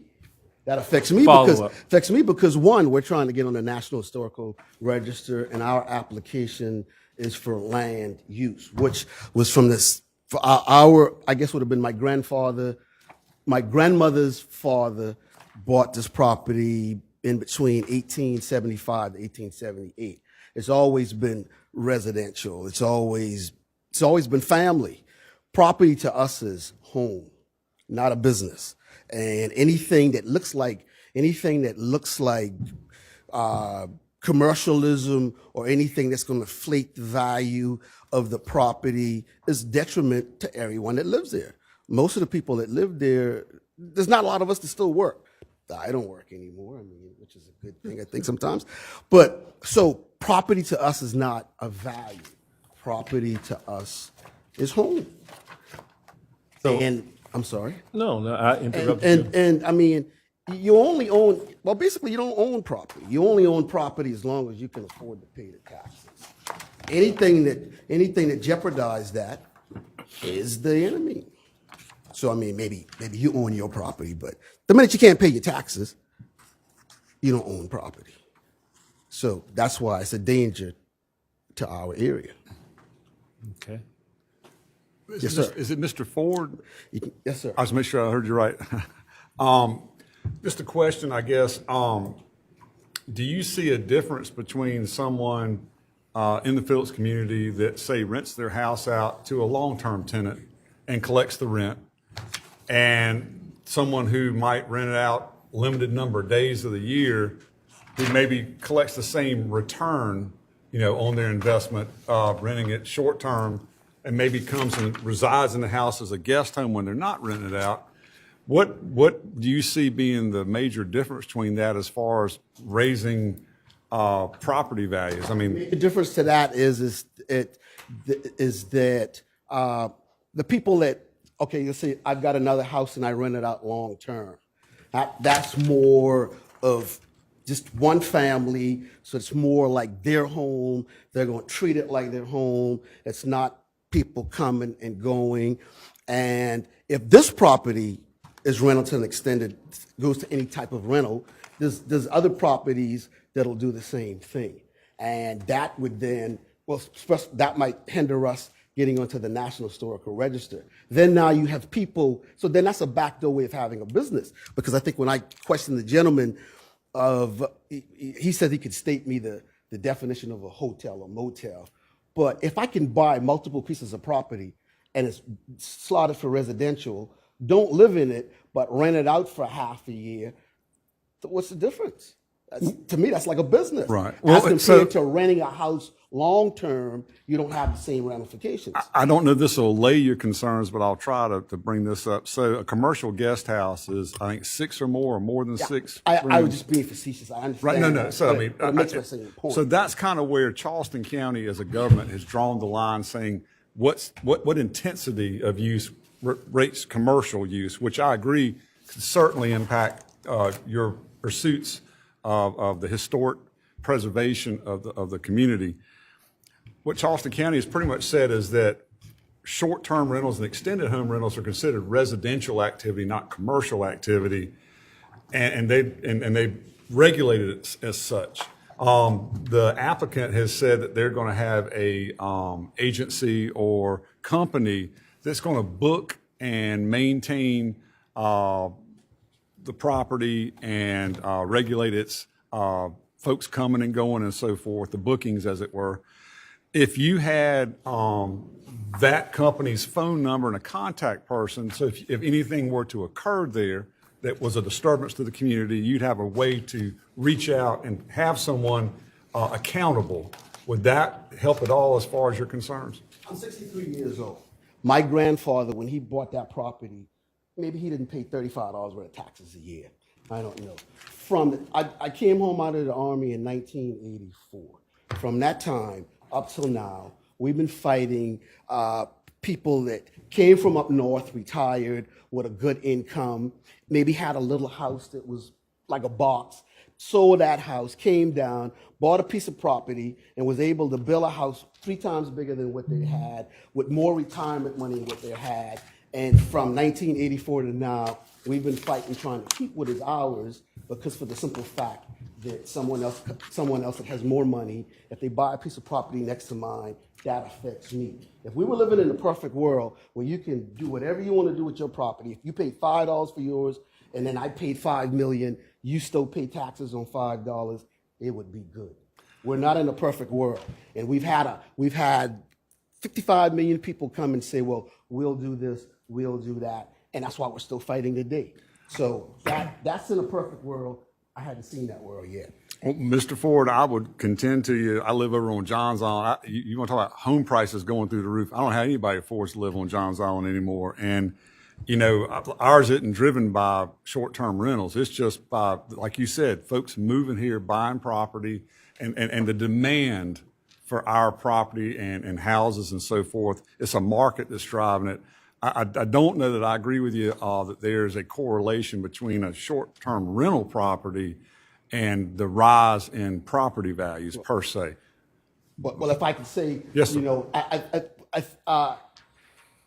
don't know a nice way to say it, but we live in 2 different worlds. And from, like I said, I came home in 1984. This is 2022. Every day, every week, every month, been fighting this fight forever. You know, people come and they tell you, you can call this number, you can do that. I'm telling you, that hasn't happened. So if, like I said, if you have to live on the property for a short-term rental, then what sense it makes that you don't have to live in the property for an extended rental? You know, where it's one or the other. So therefore, it's still a difference between someone having a piece of property and its rental and home. That's my opinion. Well, I think that's you're Yes, the sir. one. You're the one that has to make the decision. Yes, But I'm here to tell you that if we were in this perfect world, I wouldn't be spending my nights and weekends and days fighting this fight for over 30 years now. Well, I'll clarify that with staff. Is there a difference between short-term and long-term as far as owner occupation? Owner I occupied. think what he's referring to is the difference in a limited home rental application Okay. and an extended home rental application. But an extended does not require. The owner- extended does not require owner occupancy in S3. Well, Mr. Ford, I think I agree with you on that point. I think Very much so. and maybe that's something that county council can address down the road. But I appreciate your comments tonight. Like I said, we have no problem. You can't stop progress to a point, but when progress puts you out of where you live, that's totally different. Yes, sir. You know what I mean? So if that's where in order for me to keep my property and give it to my children, you have to fight anything that comes against that. And so, but you have the weight to make the decision, but we say that would be detrimental, one, for us going into the National Historical Register. That's not in character of the community, because I think still 90% of all the families that own property still own property. So property is home. Well, as an aside, I certainly support Phillips being included in that with that protection. You know, nothing to do with tonight's case, but I think that's a great undertaking. I wish you luck. Thank you, sir. Yes, sir. Yes, Ms. Haspel. Can you, I guess, give me your opinion or your thoughts on the fact that this property, you know, you seem opposed to it being commercial, earning money from renting it, but it is surrounded by 2 other commercial properties. Can you? What other commercial property? It's right beside a daycare. That first of all, that daycare was grandfathered in, and what's the other? that was like In a landscaping company. the landscaping company. Can I finish my question? Oh, I'm sorry, ma'am. I thought you. Yeah, wanted me to I answer. want to understand why you're opposed to them earning money from renting it out and that being a commercial enterprise, and how that affects the Phillips community in your application for historic register, which again, I think we all support that. And the fact that there are these 2 commercial properties on either side of it. And those are commercial properties. Let's start with the landscape company. Under the residential heading, the landscaping company was authorized. The size of the landscaping company now and all of the buildings that he has there and all the things that he does would not have been allowed. But we were all in the Army. We were all in the military. Once we came home, and it was too late. So that landscaping company as it is would have not been there if we were here to fight against that. My impression of there's a lot of things I can point to in Charleston County that should not be. But if no one speaks against it, they just let it go. Then when you speak against it, it said, well, you just got to get a lawyer and a surveyor and straighten it out, which doesn't come for free. So that landscaping company would have never been there if we were home to fight that. The daycare is allowed under the I think the residential heading, and then that was family. That was a family from the area. So, and they plan to be there forever. But because where we're at now and how things are, even if they was to try to come up with a business, we would have to fight it because our thing is to preserve what we have. If my brother wants to come and start a business, I guess we don't talk on Thanksgiving because we have to try to preserve what we have. And I'm quite sure all of you, that decisions that you make decisions for thousands of people. And we should all know that there's a lot of things in the county that are not right. There's a lot of things in the county that are overlooked. So we try to come and fight. We don't make the difference between people. But when it comes to preserving what you have, then you have to speak out against it. And so that's why I am in opposition. Question. Go ahead, Mr. Williams. Sir, so do you know of any other houses in that neighborhood are currently short-term rentals? None that we know of. So that's what I'm saying. That is outside the character of the area. It's not characteristics to the area. And like I said, and if my family member wants to do the same thing, we have to fight that, which is a hard draw, which is hard to do from day to day. Yes, sir. Quick follow-up, and I'll be done. Are you aware of whether or not, I guess other than a certificate from the Historic Preservation Commission, are there any provisions in that designation that restrict short-term or extended home rental? In this area, based on the zoning district, all short-term rental permits are issued by the zoning district. Currently in S3, the applicants, if they were not in the Phillips community, this would be their last stop. But because they're in the Historic Preservation District, that's why they have to get that certificate of occupancy, certificate of appropriateness. But other than that, they've met the requirements. Once it goes under that protection. Correct. So how, if any way, would that designation affect short-term rentals or extended home rentals? They would have to go before before HPC and get the approvals of historic appropriate. So it's permitted with approval of the commission? Correct. Okay. All right. So there's no outright prohibition or limits on it other than the discretion of the commission? Correct. Thank you. Okay. That's all. And when do they convene, and when will they have that certificate? That is the 23rd. 23rd. The 21st of this month. I thought that was okay. That is the because we had one prior last month. Yep, they're the third Thursday of each month. The third Monday of each month. So they're just making the cutoff then. This may be redundant, but maybe it might. Well, I'm sorry, Mr. Ray. HPC meets the third Monday of each month. And at their meeting, they will be entertaining. They will be entertaining their case, yes. Mr. Eugene, this may be again redundant, but it may matter. If we were to approve this application, could we add a condition that is proved conditional to the further approval by the Historic Preservation Commission, or is that just? Yes, sir. That's what Condition 5 is. Okay. We would have to. If, from my understanding, if they don't meet Condition 5, if they don't get the certificate of historic appropriateness, then they're out again. Gotcha. Okay. So that takes care of itself. Go ahead, Mr. Nelson. So, Mr. Ford, I really appreciate all your time tonight. We have 3 criteria in front of us that we have to determine whether or not the applicant meets those criterion. The only one that is really kind of difficult in this one is Criterion 1, which says is compatible with existing uses in the vicinity and will not adversely affect the general welfare or character of the immediate community, which is specifically what you're arguing for.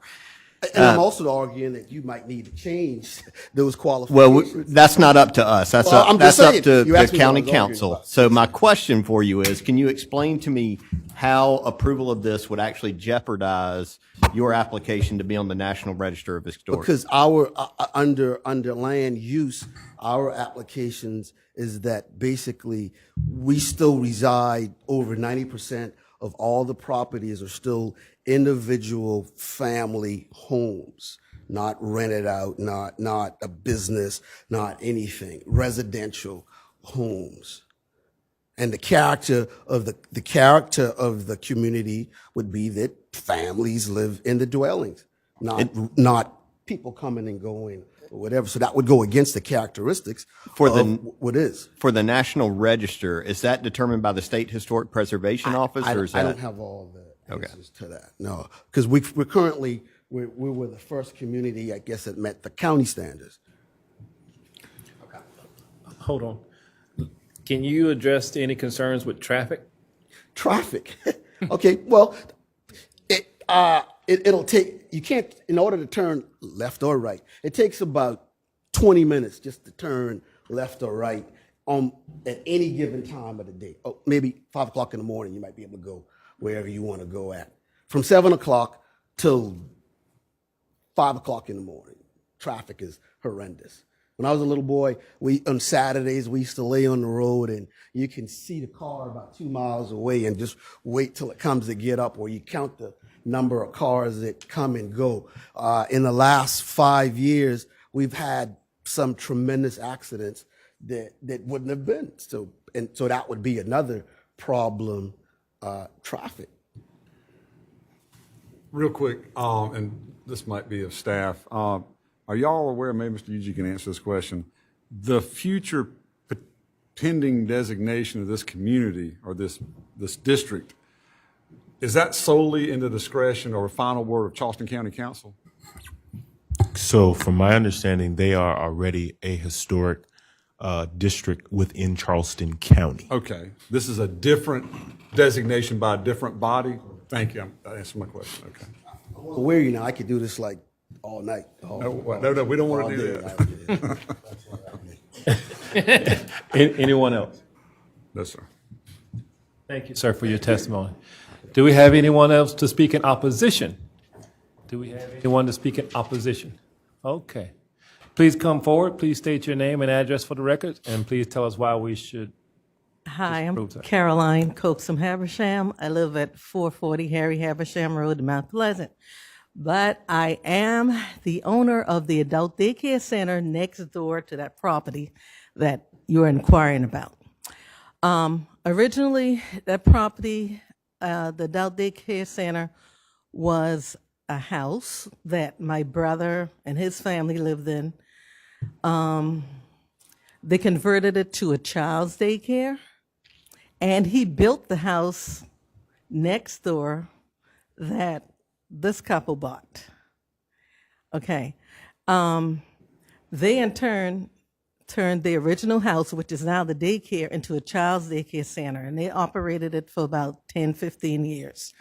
When they retired, then I took over and transformed it into an adult daycare center, which it's a community-based service, and a lot of people don't know what that adult daycare center do. We take care of adults with disabilities and special needs during the day while the family members go to work or get a break. So that would answer that part of the question. When my brother died, his wife and children in turn sold the house that this couple bought. So I'm right next door. The property line is close together. It splits between the garage. So I'm shaped like a pie and it gets narrow. That being said, it affects me because I don't,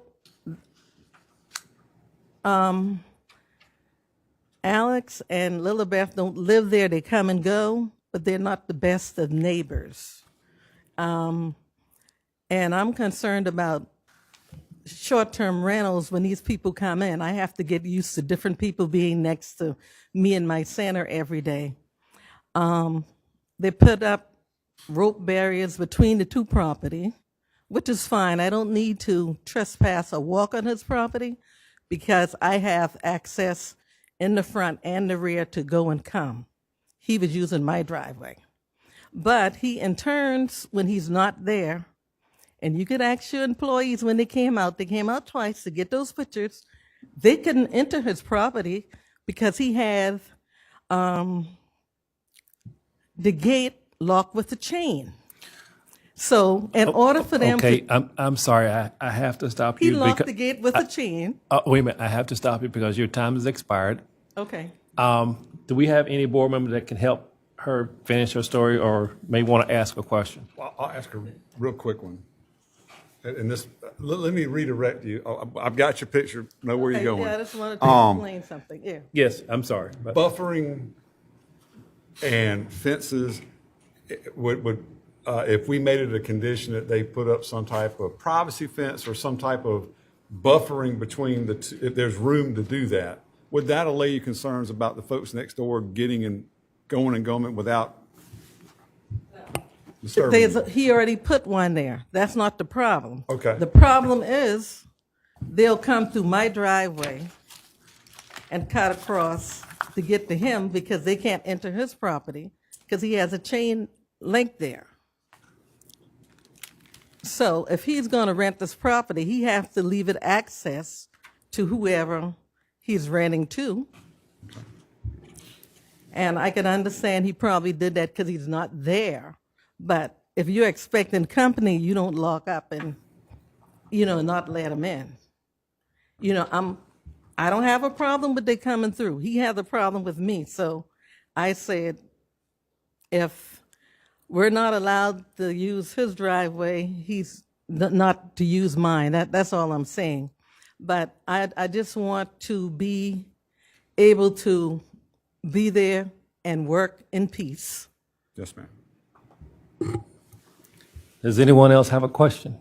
So he has, I'm just trying to get Ms. Moss? a picture. Does he have a chain against the, kind of a chain across the entrance, his driveway entrance Highway, yes. from the highway? And that's fine because I don't need to go through there. But if he's expecting company, why would you lock him out? Can you go to the aerial? There you go.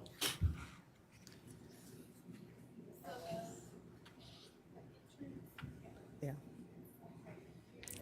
Can't hear you, Savannah. Sorry, yeah, the entrance, the entrance is like right here, for their properties, so like right there. Okay. What's the road? I can't. Highway 41? Yeah. 41, but where is his? You're in the house directly to the left-hand side of that. I'm on the left. Yeah, I see and what with you're the talking three about. So cars in the back, that's my They're building. coming right in there through your driveway and cutting underneath that oak tree, I presume, or whatever it is. That's a pine tree. Pine tree going back to the house rather than making entrance on the far right end of the applicant's property and going in. So there is no setback, really? A buffer, I should say. It's wide open. I see that. Well, it's narrow. See I'm where the just saying line between the goes two between houses. the garage and my building? It's narrow. I mean, I don't have a problem with that, but if I'm going to allow them entrance, he would have to, do something about that. He needs a separate I mean- entrance. Could he not fence across that entrance to prevent anybody from driving through it? That would stop it, wouldn't it? It would. Okay, I'm just trying, that relieves you from having traffic going through your yard. If we make it a condition, he's got to put a fence there. If we grant this, that would stop, there'd be no reason to go through your yard because they couldn't get there. Fair enough? Can't get to his house either. But Wait a minute, I thought he had his own entrance down here on the far right. Is that not what we're talking about? Isn't there another entrance that goes to his house? there's another entrance. Well, That's then what he I'm needs to be saying. using that entrance. He blocked his entrance. He doesn't have any right to cross your property. Block his He entrance. blocked his entrance, that's all I'm saying. Right. Does he have an easement by prescription to go across your property? No. No. All right. And I believe I had an easement to come through there, but I didn't press the issue because I have way in Getting down that and road, out, but- so all right. I don't worry about that. Yes, ma'am. Okay, any other questions? Left? Right? Thank you so very much for your testimony today. Do we have anyone else? We'll get back to you. You have brighter rebuttal. Do we have anyone else to speak in opposition? Please state your name and address for the record, please, sir. All right, my name is Richard Habersham. I live at 2938 Bennett Charles Road. Pull the mic up a little bit, Mr. Hamersham. Thank you. Okay.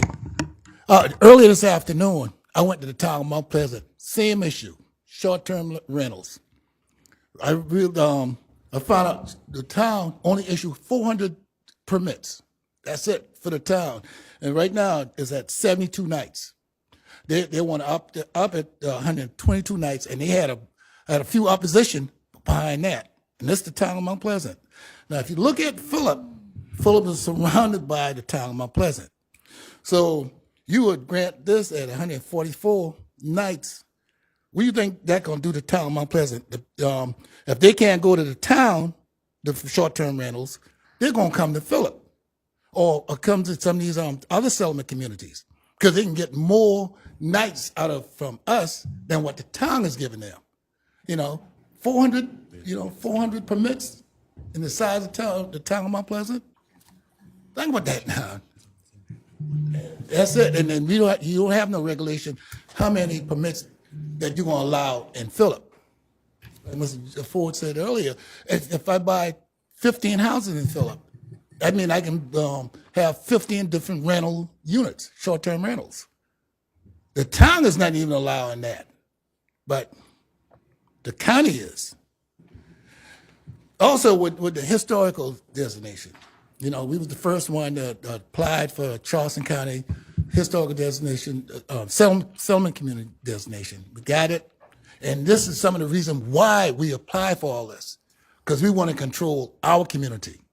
Before, everybody else controlling our community. Even the town of Mount Pleasant was controlling Phillip. So we said, well, no, this is a good idea to stop all this, and we have a say-so in our community. And we're not trying to stop nobody. If there was a resident and they want to do the short-term rentals, so be it. They're there. They're not transient. And that's the biggest thing that we're fearful of, too. People that don't live there, they don't value our quality of life. If they want to be a resident, so be it. I got a neighbor. He's renting, but he's a part of the community. You can pay him to leave Phillip, even though he's renting a spot for his mobile home. He's not going to leave because he likes the area. He likes the environment. He likes the neighbors, and he's part of the community.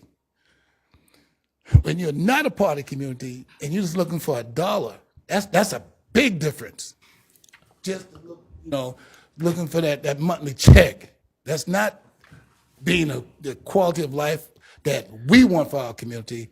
Okay, I'm going to have to stop you. Thank you for your testimony. Hold on, let me see if anyone has a question for you. I'd like him to continue. Go ahead. You want to form that into a question? You have more to explain? You have more to explain as you were explaining? I was saying that the quality of life is the biggest part of Phillip, and two, the historical designation means a whole lot to us. And then the state always gave us that the designation of being a community of interest. We got that, and then we're applying on the federal level, and that's when Mr. Ford said too, is the land use, and the state came up with that. This is something we didn't have no historical buildings and everything. It's that land pattern. If you look at our 1875 map and you look at the map today, you put it over each other, it's the same geographic. And most of the people that's there is from that 1875, the family who bought the property. So that's why it's real important to us to keep the the land pattern and the use the same. Mr. Habersham. Yes. I might have a compromise that you might be amenable to. And you actually suggested it unknowingly. You made a good point about, there are differences between the county and Mount Pleasant, which you pointed out. Right. Mount Pleasant limits it to 122, not 144. No, 120.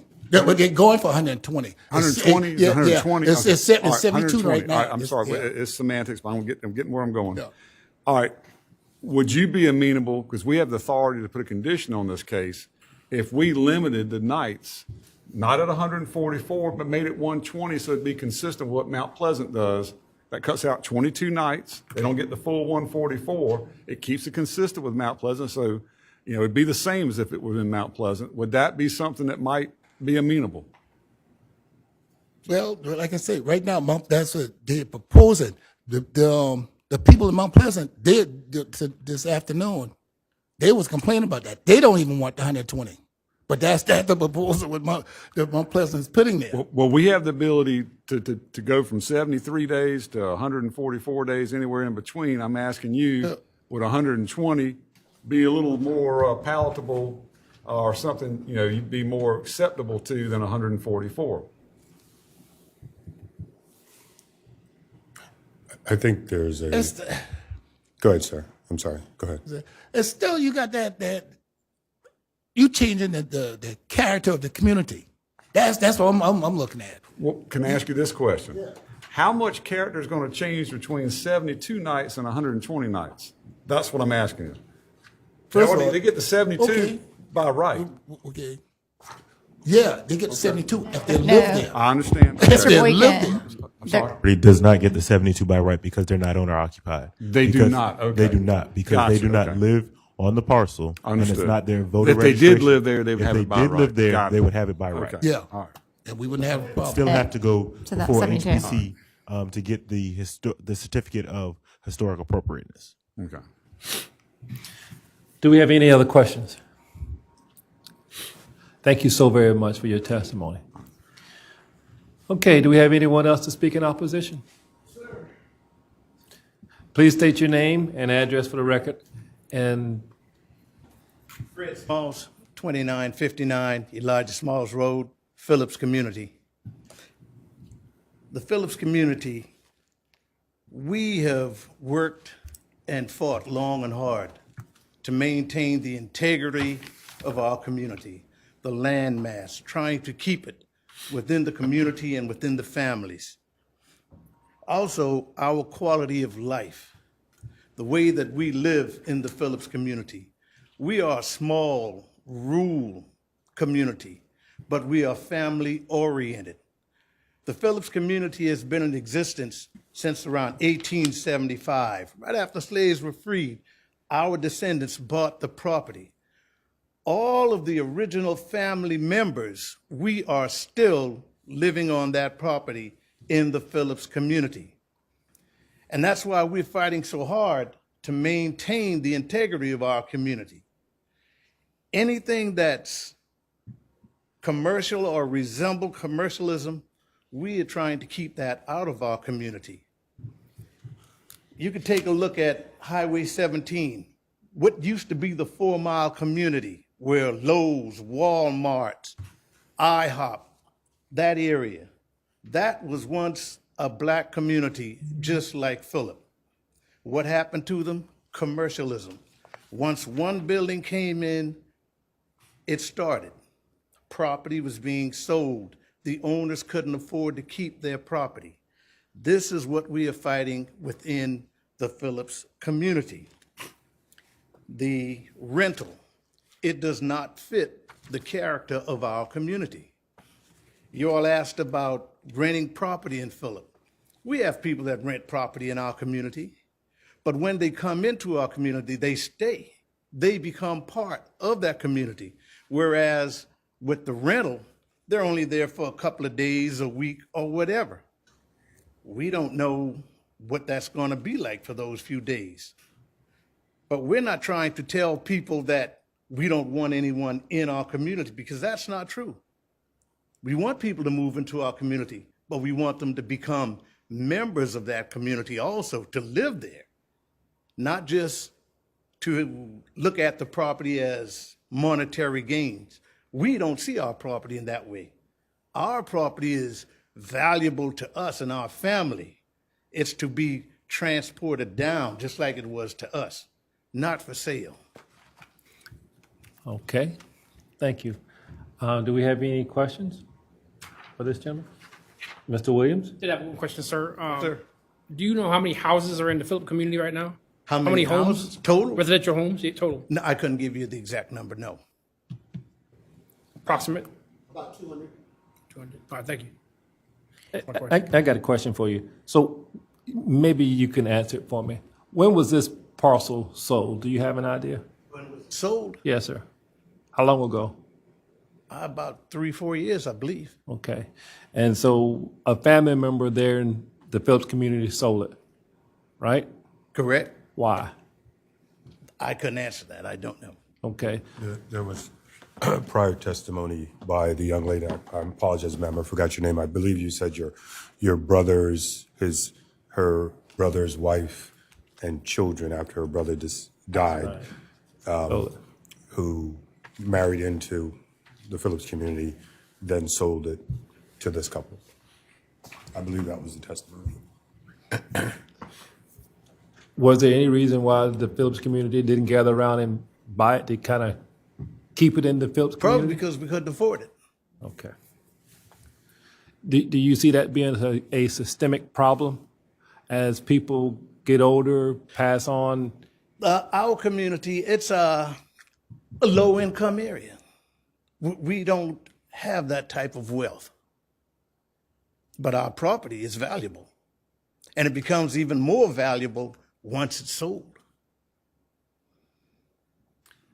Yes. Real quick, Mr. Haversham, maybe I can cut to the chase here. Small, sorry, I'm Yes. trying to keep up here, I'm sorry. It's all right. All right, Mr. Smalls, it sounds like your issue with all of this is the lack of these rentals, or short-term or long-term, not being owner-occupied, because those, at least you have a neighbor or somebody that lives there all the time, sharing their residence, for lack of a better expression, with people staying there. It sounds like maybe we can't do anything about that on this board, but it sounds like maybe this is something you need to pursue with Charleston County Council and their reworking of this short-term and extended home rental as it relates to your designated community within the county, that they may be able to put zoning particular to your area that would be more compliant or acceptable to the folks that live there. Unfortunately, right now, we have to follow the laws given to us, and there is a special exception that these folks are entitled to apply for. But it sounds like maybe the bigger picture for y'all is a change that those matters won't even come here in the future. Does that make sense to what Well, I'm we saying? will have to go to the county council. Okay. We will do that. Okay, There's a meeting coming up shortly. Yes. We'll be there. okay. Ms. Smalls, you wanted to say something? Just going back to Mr. Boykin's suggestion that maybe we reduce the number of rental nights. I think, like, it won't resolve all of their issues, but I think it will. Anyone else? Thank you so very much, Mr. Smalls. All right. Do we have anyone else to speak in opposition? Do we have anyone else to speak in opposition? Very good. This case is closed. Nope, I'm sorry. Thank you. Rebuttal. You have the right of rebuttal. Yes, sir. You have the right of rebuttal. Thank you. That's why you're right there, right-hand man. I just want to make something really Please clear. state your name and address for the record. We record. My name is Alex Vanarad, 1564 Highway 41. People say that I'm new to Charleston. I'm not. I lived in Columbia, South Carolina for 25 years. My whole family's still there. I lived in Charleston, downtown, for 5 years, and I still have my nephew live there right now, work in Charleston. I'm not new. I'm not from up north, come here, try to make quick money. No, I want to be retired here in Charleston because I love it so much. I live in Wilmington. I don't like it. It doesn't have that feel, that vibe for me. I just love Charleston. I like everything about Charleston, Mount Pleasant. Yeah, that's why if I have a choice, I don't really want to rent my house out. I don't like people coming in, tearing the house apart. I mean, it's a good property. It's, something me and my wife and my daughter can retire on someday when she, come here for school.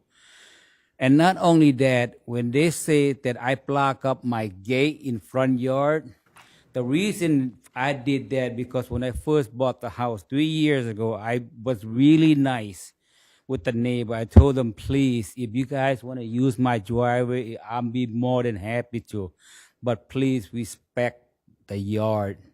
And when it rained, that water, that sewage in the street, it was clogged up. It flooded the whole yard, and it was like really soggy. And then one of their car, I believe is a black Caravan, drove right across the yard when it's wet and didn't care about the driveway or didn't bother or anything, just drove, make a big dent. When I bought the house, I have to order a truckload of dirt to fix where they have traveled and messed it up. I mean, this house is not like a detour where you can come in and go any way you want. I did lock up the gate because of that. The only people that come to my yard is delivery, and I keep the gate open at all time until they were using it so bad that it's like a detour. They have people walk on the yard, coming in the car. I still have video. And then I installed the video camera to see who was in and out, and I have loads of just people passing through like a detour. And like what they say, it's not. I put the rope because of that reason. And now from the tree, I have a site map here showing that there's some area I didn't block up, and they drove right there to the yard, and I locked the gate. And actually, the gate was not even locked. It was just showing that it's locked. I just put the chains around it. I didn't even lock it because I come in there every month because I want to be here. I come in, even though I don't live there permanently for now, but I still coming every month to check on the house because, I have to come and cut the grass. I got to come and check everything. And my nephew lived there for me and check the property. And he never uses their property driveway. I told everybody in my family, if you guys want to come and visit me, don't use that driveway at all. Okay. Thank you so very much for your testimony. Maybe someone here on the board, your time is expired. Hold on. Hold on. Hold on. Quick. I think we have a question over I here. have two questions for you. One, you mentioned you had a service that was going to handle the rental for you. Yes, sir. Who's the service, or what's the name of the service?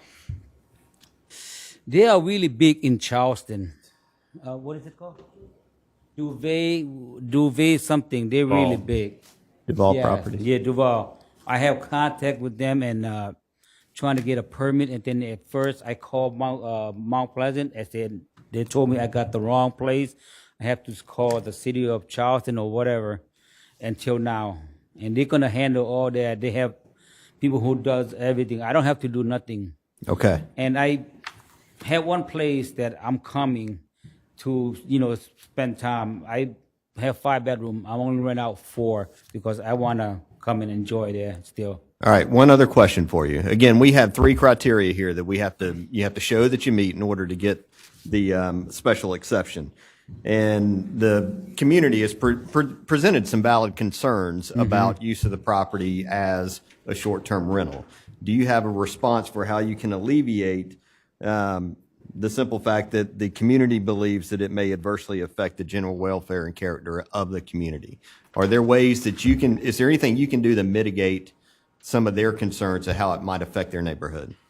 Well, like I said, this place is not going to be rented just about to everybody, college student. I want a respectable people to come in and rent. They do background check, all that stuff. And certain criteria really strict because we don't really want to rent it out until, you know, we retire. But, you know, just we want to do that for now, for the time being. And these people they're really good with, you know, with all this management stuff. I guess along those lines, would you be amenable to less than 144 days if the board suggested that? I mean, if I have to, yes. But I mean, I don't know why people saying that we're gonna do this just for quick cash. It's not all about money. We just running it out because for the time being we're not there. You know, it's like I said. You know, it's not commercialized. Like you're gonna see a lot of car partying and all that stuff. No, I mean at 5 o'clock the whole street is really quiet. It's only busy early in the morning. Traffic, I understand that, and I was there for all the time. I never see any accident, and they're gonna widen that road, that Highway 41 all the way to 526, and they're working on that. You know, I mean it's not gonna be congested. It's not gonna be like the neighbor said. I mean, I don't know what to tell you, sir. Okay. I really don't. All right, thank you. You're welcome. Hold on, sir. I'm sorry. Does anyone else have a question? Okay. Thank you. Thank you, sir. All right, at this time, it's actually closed. Thank you, Mr. Huger, for helping me. All right. We got a lot of testimony here. Board members, do we have any discussion? I'll start off by saying I'm inclined to approve the application, but I agree with Ms. Switzer Smalls that, you know, limiting the days. I try to find compromise where we can, and we can't ever make everybody happy. I hear both sides of this, and this is not an easy case, although it ought to be. So I'm inclined to maybe make a recommendation and go with maybe 100 days and approve it. I don't know what the thoughts of other board members might be. On my right? I'd support limiting the number of days. And then more on my right? Yeah. Okay. I personally don't feel like it fits with the character of the community. I mean, there's an historic overlay for a reason, and preferably it would have been nice for this to go before the Preservation Commission first, because we're really making a decision that lies on what happens with them. So I personally don't feel like it fits with the community. But again, like, if that's the vote, ultimately it goes to Historic Preservation Commission anyways. Would you be amenable to going 73 days and giving it 1 day over the short-term rental limit to? Because they don't live there, I mean, I think there's a reason that that's not allowed with the 72 days when you don't live there. I mean, there's a reason that's not allowed already by administrative approval, so. Mr. Williams? If I can add, I'm having trouble getting the number one that's compatible with existing usage based on all the testimony. Ms. Smalls, you had a comment? Turn your mic on so we can hear you, I please. just said that Your I mic's agree, off. but I was willing to make the compromise. Okay. Mr. Woodall? I was okay with the compromise of days. Okay. No, we don't have a motion yet. No. I know I went backwards, yes. Yeah, you all are canvassing each other. Yes, we're not doing that, right. You really need a motion. and So then do I have a discussion. motion to approve or deny? I'll make a motion, Mr. Chair. The question is supposed to be for staff. Go ahead. I'm sorry. All right. In the matter of BZA case 04-22-00577, I move that the special exception be approved for the short-term extended home rental. I'm going to make the motion that my findings are that it is that meets criteria one. It is compatible with existing uses of vicinity will not adversely affect general welfare, the character of the community, immediate community. I find that the condition I'm going to put on it will make it more in step with the community and less impactful. Criteria two, that adequate provision is made and or exists for such items as setbacks, buffering. I'm going to make a condition on that as well. I find it meets that criteria. In criteria 3, it complies with all applicable rules, regulations, laws, and standards of the ordinance, including but not limited to any use conditions, zoning district standards, and applicable short-term rental program, site plan review requirements of this ordinance. I'm going to include the following conditions. 1, prior to zoning permit approval, the applicant shall complete the STRP, limited site plan review process. 2, the use shall comply with all requirements of Article 6.8. 3, the property should not be used as a short-term rental for more than, I'm going to say 73 days to make it more compliant with the sensitivity of the community. In any aggregate during any calendar year. The property owner shall be responsible for ensuring the tenants comply with the Charleston County noise ordinance. The applicant and also the applicant shall receive approval from Charleston County Historic Preservation Commission before the property can be used short-term rental. And I'm going to add one additional condition that the applicant must install a fence or other physical barrier, whether it be buffer or fence, to obstruct ingress and egress between his neighbor's property and his property, being the property to the left. I don't have the map, but put the lot number on there to prevent the ongoing conflict and any potential conflict from the rental and renters coming to the property, and that he must make his driveway accessible for those renters so that they will not have to go and attempt to cross over his neighbor's property. And I can word that and clean it up better than that, but all right, thank you. So that is my motion, Mr. Chair. Do we have a second? Discussion.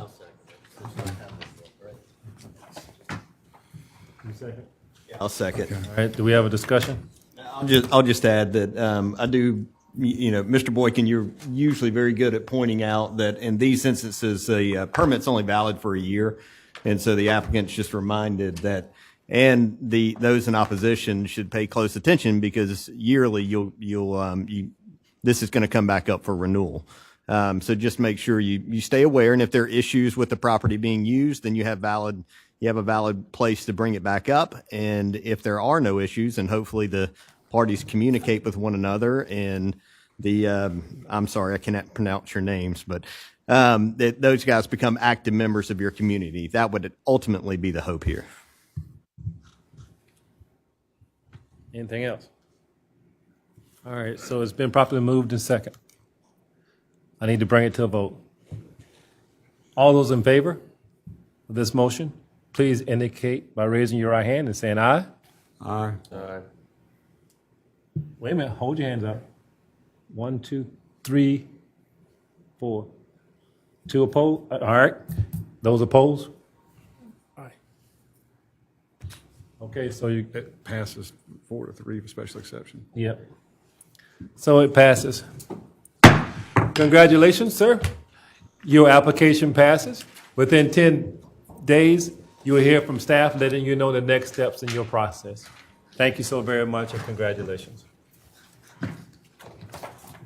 Okay, the last case for tonight is case BZA-04-22-00578. And that will be done by Ms. Working. The applicant and property owner, Jeannie Benet Wallace, represented by Joy Harkins, is requesting a variance to reduce the required 50-foot front street side setback measured from the edge of the ingress-egress line by 15 feet to 35 feet for a proposed residence at 1420 Chandler Road, which is TMS number 61500000371 in the east area of Charleston County. The subject property and adjacent properties are located in the rural residential RR zoning district. The 2.47 acre property tract A2 is currently vacant. The applicant property owner intends to construct a single family residence. There are 5 grand trees located in the buildable area. And staff, we conducted our site visit on May 16th. This is the zoning ordinance requirement, a zoomed in aerial photo. zoomed out. This is pictures, let's see, I'm trying to remember, taken from Chandler Road, and then the other one is the ingress. And this is the ingress egress. And Chandler Road. So the proposed site plan is showing it's the proposed setback to be 35 feet to preserve these grade trees. And if you look at if the variance is not granted, they would have to come back and ask for a grand tree variance for removal and or encroachment. So if you can see the differences between the proposed and if it's not granted, then we'd be back, but for a different issue. So, that being said, staff thought that this application may meet 1 through 4 and 6 and 7, and that it meets 5. And we did not have any suggested conditions for this application. All right, does anybody have questions of staff? Thank you, Ms. Working. Is the applicant here? We got only 3 people, so one of you got to be the applicant. All right, last but not least. Thank you. Please state your name and address for the record, please, ma'am, and tell us why we should approve your application. My name is Bené Wallace. I currently live at 1442 Chandler Road. I bought the property 700 feet from where I currently live and am planning to build. I'm selling my home to my brother and his twin children. The fact that they've already moved in with me makes me want to make this process move a little quickly. I think it is noteworthy that the property line for my property actually goes to the other side of the driveway. It is not an actual road. It's a driveway that leads to, the property was originally 10 acres. The original owners broke it down into 2 5-acre tracts.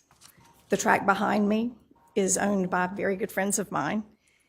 They further subdivided it into 2 2.5 acres, and my property line actually goes across to the other side of the driveway. Excuse me. I very much want to save the trees to the extent that we possibly can. I think it's also noteworthy that while it's 2.5 acres, if you look at the property lines, the line that goes basically almost halfway through my property is the power line that I'm not allowed to build under. And my neighbors behind me, their leach field, they were granted an easement for a leach field behind that property line. So that further narrowed the area that I could build on. And behind their leach field are some wetlands. So I am pretty much limited about where I can put the house on the property. And we tried to situate it the most leniency towards all of the grand trees. But when I was thinking ingress and egress based on the plat, we were actually thinking that it was on the other side of the driveway. That would be the line. So it's actually on my property. So, open to questions. All right. Well, thank you. Looks like a really nice house. I hope so. Absolutely. Does anyone have a question of the applicant? Ms. Wallace. So you have your family just in your house and you're ready to get them out? Oh, Well, boy. I'm ready to. You're ready. You're ready. I'm ready. I love them dearly, and I wanted them here. So you careful have these. what you wish for. Okay. I think it's pretty clear. Thank you. So, any questions on that side? Thank you so very much for your testimony. Thank you. Do we have anyone else to speak in favor of this application? She did a good job, didn't she? Any of you guys going to oppose it? Y'all roll together? Did she drive? I provide home. Okay. So I take it. We received that one letter in support that was in your packet. Or in the supplemental packet, sorry. All right, so this case is closed to the public. At this time, any discussion, any questions for staff? Or I need a motion to approve or deny this application, BZA 04-22-00578. And on my right, oh, thank you. You on a roll. On a roll. Okay. In case BZA 04-22-00578, I'd like to make a motion to approve the variance based on the following criteria. One, that there are extraordinary and exceptional conditions pertaining to the piece of property. Two, that these conditions do not generally apply to other property in the vicinity. Three, that because of these conditions, the application of the ordinance would effectively prohibit or unreasonably restrict the utilization of the property. Four, that the authorization of the variance will not be of substantial detriment to adjacent property or to the public good. Criteria 5, the variance does not allow a use that's not permitted in the zoning district, and it does not extend physically a non-conforming use of land or change the zoning district boundaries. Criteria 6, that the need for the variance is not the result of the applicant's own actions, as they are attempting to save the trees on their property. And then criteria 7, that granting of the variance does not substantially conflict with the comp plan or the purposes of the ordinance. And that's my motion. Okay, we have a motion. We also now have a second. Questions? All right. All those in favor for approving this application, please indicate by raising your hand and saying aye. Aye. Any opposed? It is unanimous. So congratulations, your application has been approved within 10 business days or within 10 days. Staff will contact you and let you know the next steps in the process. Congratulations and good night. Ladies and gentlemen, Ms. Workman, do we have anything for this august body? Want to have to tell you this, Oh, boy. but 20 cases. we've been really busy. So we have for July 11th, it's going to be the second Monday of the month because of July 4th. And we have the Quiet Road case. I don't know if you remember with the power line, the 25%. Yeah, he's coming back. He has documentation. And then we have 2 new business 10. Oh my gosh, I'm so tired. 10 new business cases.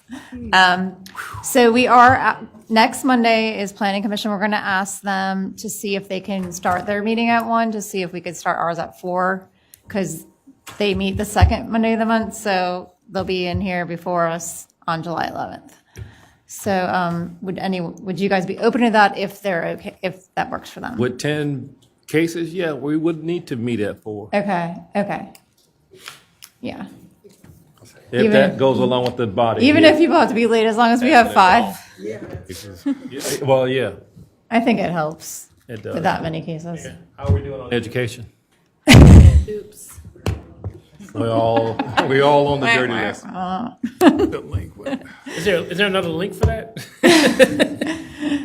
Actually, wait, you're good, I think. Okay. I don't know. I'll have to think about that. Just because when you, I did that new. yeah, you did the 6 hours. Yeah, I did the initial. Yeah. He's such a show off. I could do that. But yeah, so we're already taking in applications for August. I mean, it's nuts. Are most of these cases short-term rentals for July? 3 Don't get in a and I got position- 2 in for August already.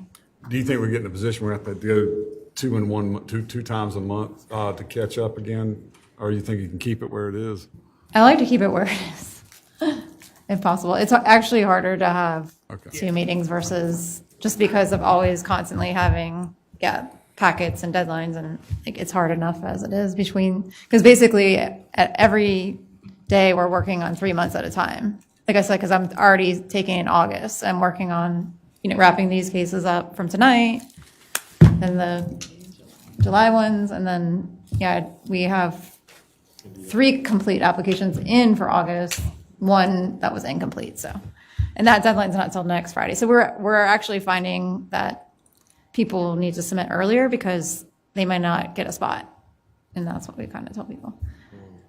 It's almost like daycare. You better hurry up and get in. Yeah, you got to get in. Get your name on the waiting list. Anything else, Ms. Working? That's it. Well, staff members, we want to thank you for your professionalism, always on top of your game. And you make it easy for us and you make us look good.